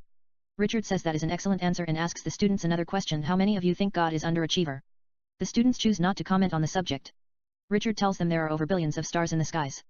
But as soon as you take your head out of Earth's atmosphere and take a pic, mankind are condemned to breathe, which technically makes God underachiever. But I am not interested in God. It's a moral value what fascinates me. That is why we all are here in this classroom. Supposed you could get away with a crime. What kind of crime would you commit? I will kill you, a knucklehead says without being noticed. The student laughs comically. Richard smiles sarcastically to himself and says, taking a person's life is not easy, especially if you don't know what you are doing. Most of you wouldn't go out and kill innocent people. Usually, it's not the law that get in your way. Your conscience wouldn't allow you. However, what if moral is illusion? Would you kidnap a person and study her, or his behavior, write a paper on consciousness, and figure out God? Nobody says a word. Amanda is in the classroom. Richard looks at her and gives her a wink. She looks at his hand. He has the same spider ring on his right middle finger. We return to the restaurant. Michelangelo and Amelia leave the restaurant in hurry. Michelangelo gets behind the wheel. Amelia gets in the passenger seat, calls FBI and asks for Richard's address. They told her he lives in Venice 5555. They drive in the street of Los Angeles as fast as they can and come to Richard's house. They take out their guns and knock the doors. Michelangelo can't wait, just fires at the door, kicks it open, and they enter drawing their gun, move throughout the house, come to the main study room and finds about 25 naked young attractive women in glass rooms. They are the subject of human sexuality study. Out of nowhere comes Richard and fires at Amelia. Michelangelo dives in the air, takes the bullet in the chest and hits the floor with Amelia, saving her life. Amelia fires at Richard. But he runs away and disappears at the next room. Amelia checks if Michelangelo is alive. He lies unconscious but seems to be breathing. Amelia goes after Richard, looking for him throughout the house. Richard gets in his motorboat and escapes, sailing down the Pacific Ocean. Amelia quickly returns to Michelangelo, opens his shirt and looks at his wound. There is a bullet inside his skin. She slaps Michelangelo on the face just a little bit and tells him to wake up. He opens his eyes, pulls her closer and kisses her lips. They kiss more intimately. Michelangelo then fetches out a hip flask from his chest pocket that Amelia gives him as a present. It has a bullet hole and might have saved his life. The bullets pierce through the flask and enters his skin. Amelia digs out the bullet from his chest with her fingers. He doesn't need to go to hospital. A simple first aid will take care of it. FBI and LAPD arrive at the house and collect evidence. They take the girls to a hospital. They search the house and find various study videotapes. At FBI headquarters, 2 FBI analysts, Louis and Matthew, look at the videos to see if Diana might be alive. Meanwhile, Michelangelo and Amelia wait for the result at the waiting room. Michelangelo and Amelia then come to the conference room and make love in the middle of the night as they continue to wait for the result. Louis and Matthew continue to look at the videos. Some of them are quite disturbing videos of sadomasochistic sex. However, they can't find Diana. FBI officials are using advanced computer image of Diana what she might look like after 10 years. Louis has fallen asleep on the sofa. Matthew is half asleep despite the fact he has drunk 3 energy drinks, Red Bulls. He falls asleep with open eyes, then gets up to sleep on the sofa. It is more comfortable. In his sleep, he decides to check one last video. Matthew plays it. There is a nude girl with wings. She looks like an angel of God. She's kept in a luxurious villa. We go through the computer screen, come to the house and look at it in flashback. There are surveillance cameras throughout the room, recording her. It's Diana. She gets up in the morning without a single drop of cloth. She takes shower. There is a blow dryer. She presses it and dries her wings. She comes to the kitchen and have cereal. There are no books or anything, except pornography videos. She turns it on television. There is porn. She turns it off, goes to the kitchen and looks at the accessories. They are plastics. Yet there is a porcelain coffee cup. She breaks it into pieces. She picks up a sharp piece, returns to living room, sits on the sofa, and cuts her chest deep. Blood exits from her skin, rolls down by her breasts, moves down by her belly and soaks her vagina. Diana begins to touch herself in masturbation looking at the surveillance camera. We see Richard sitting naked at control room nude smoking cigarette and taking notes. Diana continues to touch herself. A cat comes out of nowhere and rubs itself against her leg. Diana picks the cat up and places it between her legs. The cat licks the blood from her vagina. Richard then presses a button. A big white muscular man wearing a mask and S&M leather walks in. He hits Diana and begins to rape her. Richard masturbates in voyeurism looking at the video. The man who is raping her has a tattoo of a dragon crucified on a cross like Jesus Christ on his back and Spence's logo of the Batman on his arm. We are back to FBI headquarters. Michelangelo, Special Agent Robert, Amelia, Agent Mia, and 3 more agents are watching the video at the conference room. We don't see Richard in the video, only the masked man. They pause on the man. Later, FBI runs the tattoo and finds no record. However, Ethan hacks into the Russian embassy database and finds the Spence's. His name is Vladimir. He is from Russia. He owns a nightclub in North Hollywood. Special Agent Robert, Capital Carter LAPD, Agent Mia, Amelia, Michelangelo, and FBI SWAT come to Vladimir's nightclub, raid the place and arrest Vladimir. FBI brings Vladimir to the interrogation room. Amelia asks him where Diana is. Vladimir says Richard pays him to rape Diana but doesn't know where the house is. A black van picks him up and takes him to the house to have sex with a girl who has wings. Sometimes, he hits her. The man pays him more if he sodomized her, or use various sadistic methods. Amelia asks him why didn't you tell the police her whereabouts. Vladimir tells her the man paid him good. Besides, he enjoyed it as well. Vladimir said that in order to get into Amelia's head. Vladimir then admits it was too late. Richard had recorded him, could be accused of kidnapping as well as an accomplice and began to work for him. There is more. Vladimir brings other Russian criminals to rape Diana. However, Richard put poison in their drink or gassed them after they have sex with her to prevent them from talking. Vladimir has gotten rid of several bodies. He didn't care. Most of them were criminal. He used various methods to dispose the bodies, including burning them in factories, acidifying the corpses and cutting the bodies into pieces and dumping them in the ocean, confesses the disposal of at least 40 bodies.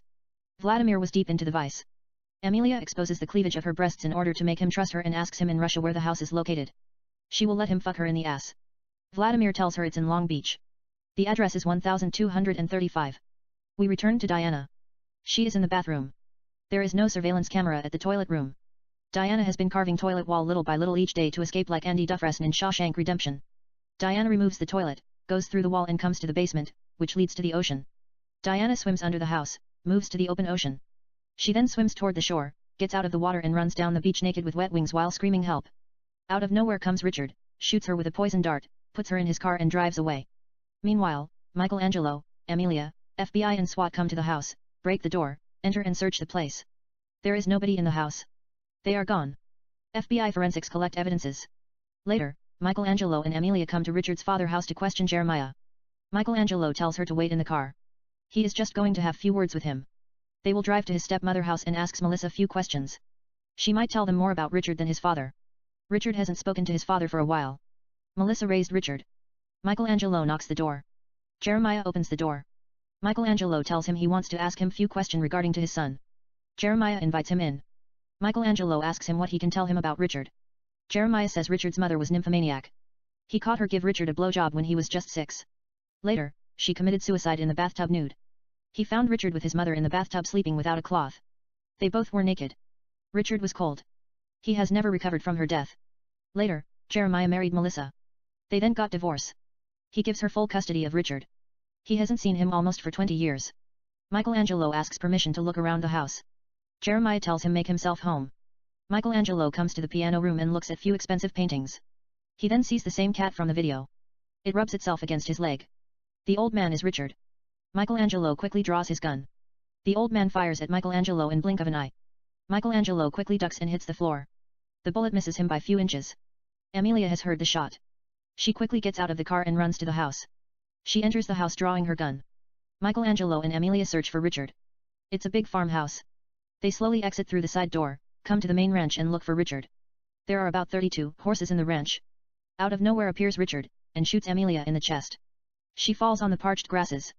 Amelia is alive. She is wearing a bulletproof vest. Michelangelo fires at Richard in vain. He disappears like a ghost.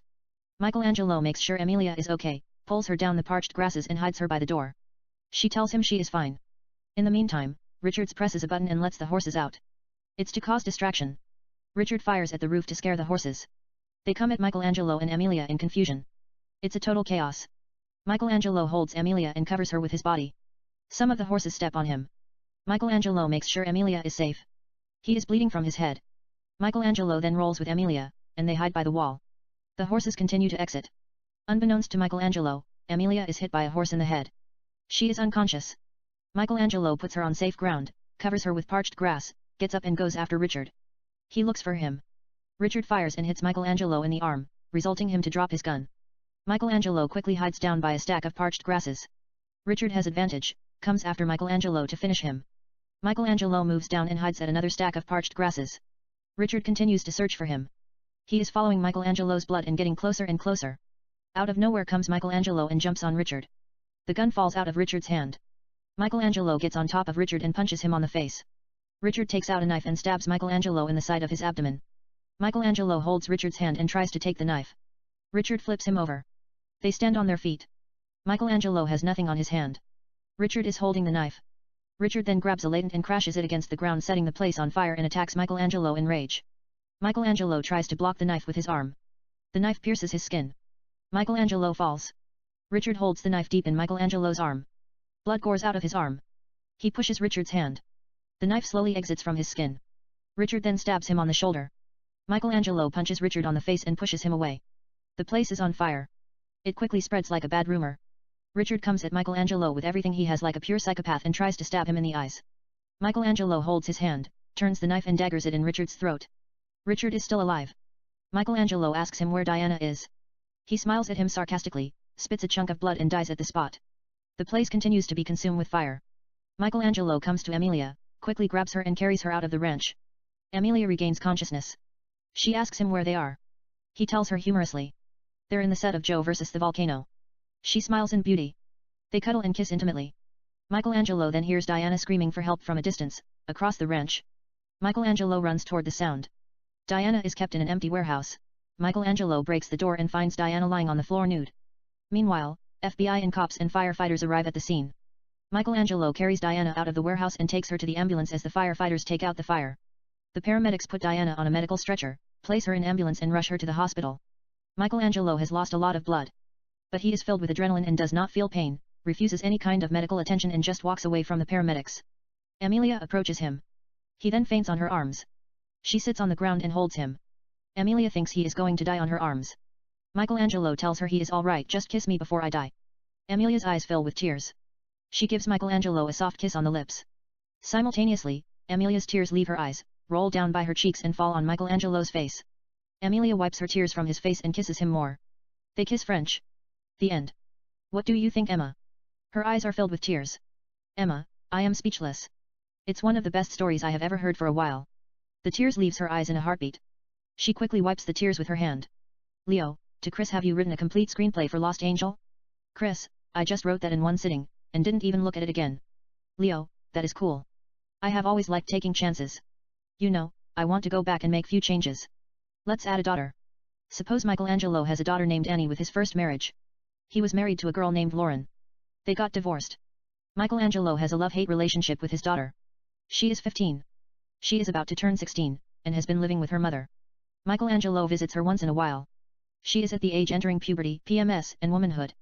Annie is curious about sex and wants to talk about it with her father before she gives her virginity to her boyfriend. But at the same time, he doesn't want to interfere with her life. He walked out of her life 8 years ago when she was only 5. Michelangelo thinks she is better off without him and should stay with her mother Lauren and her stepfather Jack, who loves her as if she were his own daughter. Michelangelo is a womanizer and hates a lot of responsibility, especially parental obligation. Annie loves her biological father and wants to get to know him before too late. She also grew up to be one of the most beautiful mademoiselles in the City of Angels. Michelangelo is happy to bring a beautiful girl to the world. They develop a quick friendship, but Michelangelo still has to find Diana, the missing girl.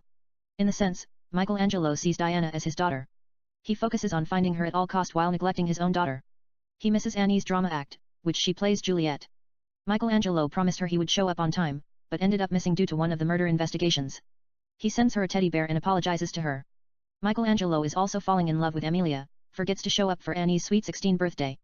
Despite the fact her mother and stepfather throw her a big birthday party, Annie sneaks out the house and comes to a restaurant to meet her father. Michelangelo promised her he would be there, but forgot about it. He was making love to Amelia. Annie waits for her father till they close the restaurant. Later, Michelangelo asks her to forgive him. Annie tells him don't sweat it as if nothing happens. She says it's only a fucking birthday. Let's not make a big deal out of it. Instead she gives him a present for his birthday, the same hip flask, which will end up saving his life. Michelangelo thinks she is the coolest daughter in the world, and begins to care about her. Let me keep it short. I will leave it to you, Chris, to develop a beautiful heartbreaking relationship between father and daughter, and come to the main point. We keep almost the entire story as it is. Professor Richard is the Prince of Darkness. In the original story that you wrote, Michelangelo stabs him in the throat, kills him and rescues Diana. That is beautiful. Now we are going to change few things. Suppose Richard escapes again. Michelangelo and Amelia rescue Diana and take her to the hospital. They then go to separate ways looking for Richard. Later, Michelangelo learns that Amelia has been kidnapped by Richard. Amelia got a lead and came to the house. Richard knocked her unconscious. He calls Michelangelo, tells him where Amelia is and wants him to come alone and take her. If Michelangelo brings a cop, he would kill Amelia. Michelangelo comes to the house alone and finds Amelia sitting in the kitchen table. She is drugged. When Michelangelo comes to rescue her, Richard comes out of nowhere and injects him with a syringe that has poison. He falls unconscious. When he wakes up, Michelangelo finds himself in a prison cell inside a castle. Richard then starves Michelangelo for 4 weeks, only giving him water. Michelangelo lost 60 pounds in blink of an eye. He looks like skeleton. We might have to edit those skeleton girls that Michelangelo saved earlier to give the scene emotional height. You know, those girls whom Oscar starved them in the warehouse. Instead, Oscar forces them into sex, impregnates them and keep the girls in the cells for 9 months. You know, not only does Oscar make sure they all give birth at the same time, placing drugs in their drinks that speed up the process, but he also makes sure they give birth without assistance in order to punish them. Oscar usually takes the babies and makes scarification to Jesus Christ in some kind of religion ritual. For some reason, I have Oscar Isaac in mind for role the whole time. Nevertheless, Michelangelo and Amelia arrive at the warehouse and find some of the girls screaming in labor. Oscar has already taken 4 babies and lined them on sacrifice chamber. Amelia shoots Oscar fatally when he is about to kill a baby. Michelangelo and Amelia quickly assist the rest of the girls to give births naturally. Maybe that feels bit like the Untouchables at the Union Station, Kevin Costner and Andy Garcia shooting the bad guys, and saving a baby in a stroller. It's a bad idea. We will figure it out the angle. I want Oscar Isaac in the film. And speaking of Oscar, I think I might win Academic Award for The Revenant. It's just a feeling. Not because of my performance, it's not bad, but they want to keep things in perspective. You know, it's like how they gave Humphrey Bogart Academy Award in 1951 for African Queen. Nobody knows what the movie is about. You know, Marlon Brando could have easily won it portraying Stanley Kowalski in A Streetcar Named Desire. Nonetheless, I'll just dedicate the award to the Native Americans and keep the speech short. Maybe talk about the environment change a little bit like I give a fuck, and thanks few people. The point I am trying to make is I might go to the extreme. You know, I am willing to go all out. Anyhow, let me go back to Michelangelo. After 4 weeks of starvation, surviving only with water, kept naked and weighing 112 pounds, Michelangelo is finally invited by Richard to have dinner with him. It's a big feast. Amelia is present. She looks fresh but remains drugged. Richard has prepared all sorts of foods. Michelangelo eats the food without a thought. He doesn't know what the food is made of, but continues to eat like a saint who fasted for 10 years to save his soul, finally found out he has no soul and gorges on a meal like there is no tomorrow. Richard then gives him a meal that is covered with gold plate. Michelangelo opens it and finds the head of his daughter. The food is made of from his daughter's body part. Michelangelo throws up everything he ate and screams in pain. Emma, that is powerful. Leo, I am an actor. I thrive in performance. If I did something that is going to stay in people's mind and win awards, it means a lot to me. I don't want them to give me award out of pity. Luckily, I have never done a single movie thinking I was going to win Academy Award, you know, usually do it, because that's what I love to do. Maybe that's a little bit lie. But you have to use awards as a motivation. Even it adds a little bit to your acting. You have to lie to yourself, I want to win Oscar, so let's lose 40 to 60 pounds and give the best performance ever. In the end, you get emotional high out of your performance, not from the award. Yet awards are just excuse to push yourself and run extra miles. Emma, you still don't have an ending. You're not going to let Richard get away with it, are you? Leo, I will leave the ending to Chris. He is the artist. What do you have in mind? Chris, I don't know. I was just thinking about the relationship between private investigator and an FBI agent just going out looking for a missing girl and involving in all kinds of adventure, murder, crime, action, romance, and a couple of steamy sex scenes. You put a daughter into the spin and make the film real. Leo, I have an idea. Why not let Richard get away with his crime like Dr. Hannibal Lecter in The Silence of the Lambs? AFI put Dr. Lecter the #1 villain of all time. Let's end the movie as I scream top of my lungs looking at the heavens while tears flooding out of my eyes in a great emotional pain. Nobody knows the fate of Richard or what happens next. People just go home and think about it forever. Emma, I don't like bad guys walking away with crime. It would depress me. Leo, I want people to watch the film in terms of performances, not a moral lesson. It's a story of mystery. You leave them wanting more. Is it going to be part 2? People would go home and create a story in their head. Like you said earlier criticizing The Revenant, maybe Michelangelo goes to hospital, collects his strength, reunites with Amelia, and they hunt for Richard. It's not only murder mystery, but it's also going to be a story of revenge. However, since you are not into revenge, you might want to surround the story with murder mystery. Amelia comes to Michelangelo with another missing person case or a serial killer and asks him to help her. They team up, help me solve my case. I will help you catch Richard and get your revenge. But that's in the audience's mind. Perhaps someday, they will find an actor, who looks like me, and make part 2. I just want to focus on Lost Angel. To Chris, can you add a daughter and write the screenplay in 5 weeks? I can bring additional screenwriters and help us with dialogue and few details to speed it up if it's necessary. But I like how you think. I notice you don't take side, and have no conviction whatsoever. I am willing to lose up to 60 pounds. But I doubt I can think straight after I lost 20 pounds. My heart may shrink. I can live with that. But my mind stops thinking right. I had seen it before. I lost 10 pounds. My brain stops functioning properly. I might have to count on you. Before anything I want the right for the story. Fuck agents and managers. Whatever the price it's, just name it. I will write you a check now. Emma, $10 million. Leo, that's a deal. Chris, she is just kidding. I don't want a penny. It is your story. You just created it. You know, if you are willing to lose up to 60 pounds and commit in something you believe will change cinema, I would be glad to give you the right for free. You can do whatever you want to do with it. I have a lot of stories. Leo, I respect that. I am going to buy most of them and turn around my production company. I am just paying you now for your time. I have going to have crew that work on it night and day 24/7 without sleeping. I want you to come here and lead the project while I am focusing on bringing the character to life. I want to commit 100%. We are not going to live forever. We might as well make our marks while we are still alive. In fact, I want you to start today. Mi casa so casa. To Emma, I need you to do me a favor. You might have to cancel everything, hang around here for a couple of days and help him developing the story. He seems to like you. I will pay your expense and whatever lawsuit they might file against you for bridging contract. Emma, sure. But I have an interesting idea. Why not make Ethan the main villain? You know, he has been faking it all along, pretending to be their friend and helping solve the case. However, he was just toying with them. Ethan is the same young man, whom Nicole went down on in the Aston Martin. He puts fake mustache, beard, various facial hairs and masks, murders people and set up sex predators to take the fall after he drugs them. You know, Ethan is committing the crimes right under their noses. Michelangelo and Amelia find out Ethan had been traveling back and forth from London to USA. He took advantage of his criminology degree to look for Diana. He actually found the kidnapper, Richard, and killed him. Instead of rescuing Diana, Ethan kept her for himself and used her for his sexual deviation. He is also a professor at UCLA teaching psychology while wearing sunglasses and fake mustache to conceal his identity. That's why they can't track him down. He hacks into any computer system and changes his profile. I like the idea, a cat licking Diana's clitoris. It is erotic. But you might want to add a different twist. You know, when Michelangelo comes to question Ethan the first time at his office, Ethan's cat rubs itself against Michelangelo. Ethan is fond of the cat. In the end, the same cat rubs itself against Michelangelo's leg and gives Ethan away. Then you can follow it with what Leo just said, despite the fact I prefer a happy ending. Leo, that is brilliant. Let's go with that angle. Ethan is the villain. To Chris, can you pull it? Chris, sure. Emma, I like the image of Michelangelo carrying the angel out of the house and handing her to the cops. It makes a nice trailer, but at the very end, I want to see all four of them sitting at the dinner table nude. Michelangelo, Ethan, and Diana. To Chris, it's up to you. They continue to talk. On the soundtrack, music plays. We pull out of the house dexterously. Montage. Emma and Leonardo star in Lost Angel. It's directed by Alejandro Gonzalez Inarritu. He is giving them direction. Chris works on the screenplay at the set. We continue to hear the music on the soundtrack. There is a beautiful commotion on the set. Advertisement, we see the poster of Lost Angel starring Emma and Leonardo, produced by George Clooney and written by Chris. Int. Movie theater, day. We are watching the final scene. Leonardo, who plays Michelangelo, weighing about 110 pounds maybe less, come to the dining room naked and sits at the table and begins to eat. Ethan, played by Aaron Taylor Johnson, is the host. He is sitting on the main chair without a cloth. Emma, who played Emilia, is sitting at the dinner table nude, in front of Michelangelo. She has lost a lot of weight as well. But it's not as bad as Leonardo. Diana, played by Nicola Peltz, is present. She has wings on her back. She looks like an angel of God in the Garden of Eden. She is sitting next to Emilia. Yet she is drugged and remains quiet. Ethan then places a sliver plate in front of Michelangelo and tells him to enjoy the meal. Michelangelo opens it and finds his daughter's head.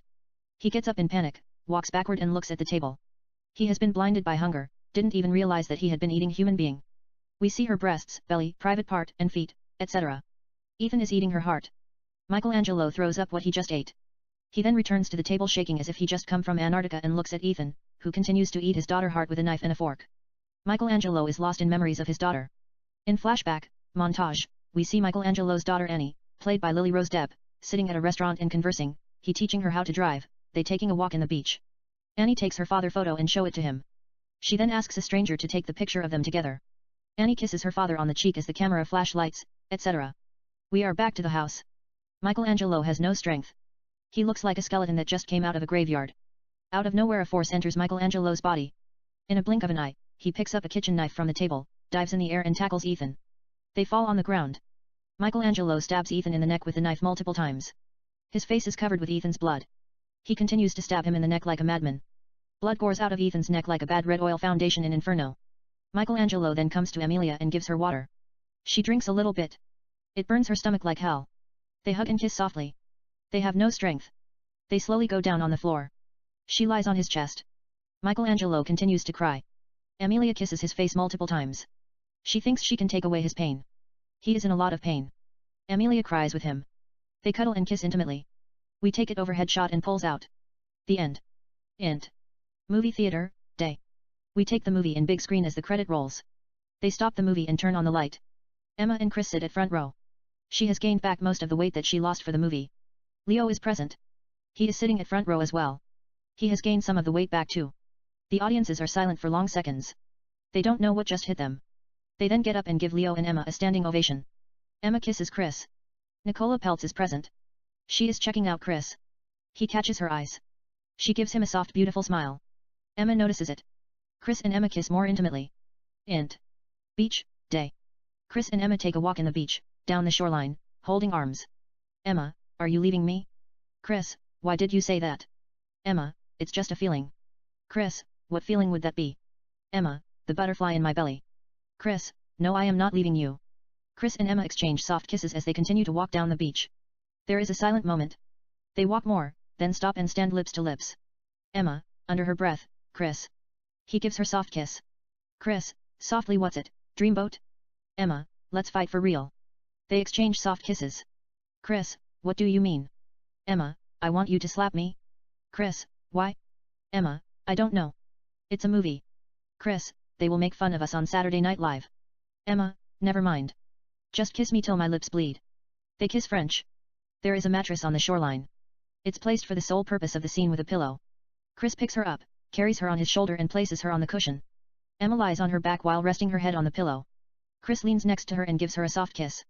She puts her arms around him. They kiss more intimately. A big wave crashes on them and wets their clothes.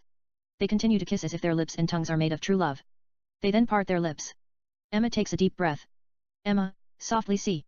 Chris, what's it? Emma, the butterfly in my belly. Do you love me?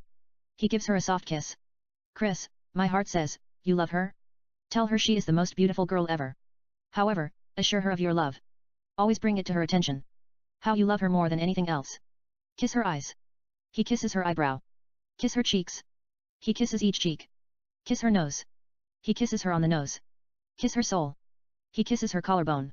But kiss her lips more. Chris gives Emma a soft intimate kiss on the lips. And remind her you desire her. Crave and long for her. More than anything else. She means everything to you. Please her, live and die for her. The truth, nothing but the truth. So help you God. Maybe, all women shall be loved, kissed, desired, longed for, and perceived as goddesses. But you are the joy, the way, the light. I will always love you endlessly. Forever, day and night. And in love, no fault can be found. What goes round, may comes around. But if there is a teardrop of doubt, snatch my heart out of my chest. And smash it on the ground. He gives her soft kiss.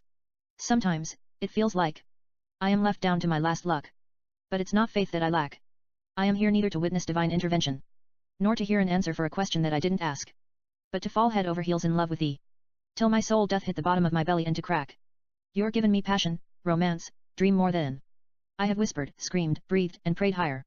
And if I only say I adore you and kiss you French, it only makes me the greatest liar. Because you're my heart and soul, and love beyond my deepest wholesome desire. She smiles in beauty. Chris gives her a soft kiss. Emma, down by his lips, I think I'm head over heels in love with you. She puts her arms around him and kisses him. They kiss French. More waves crash on their bodies. We take it with overhead shot. The end.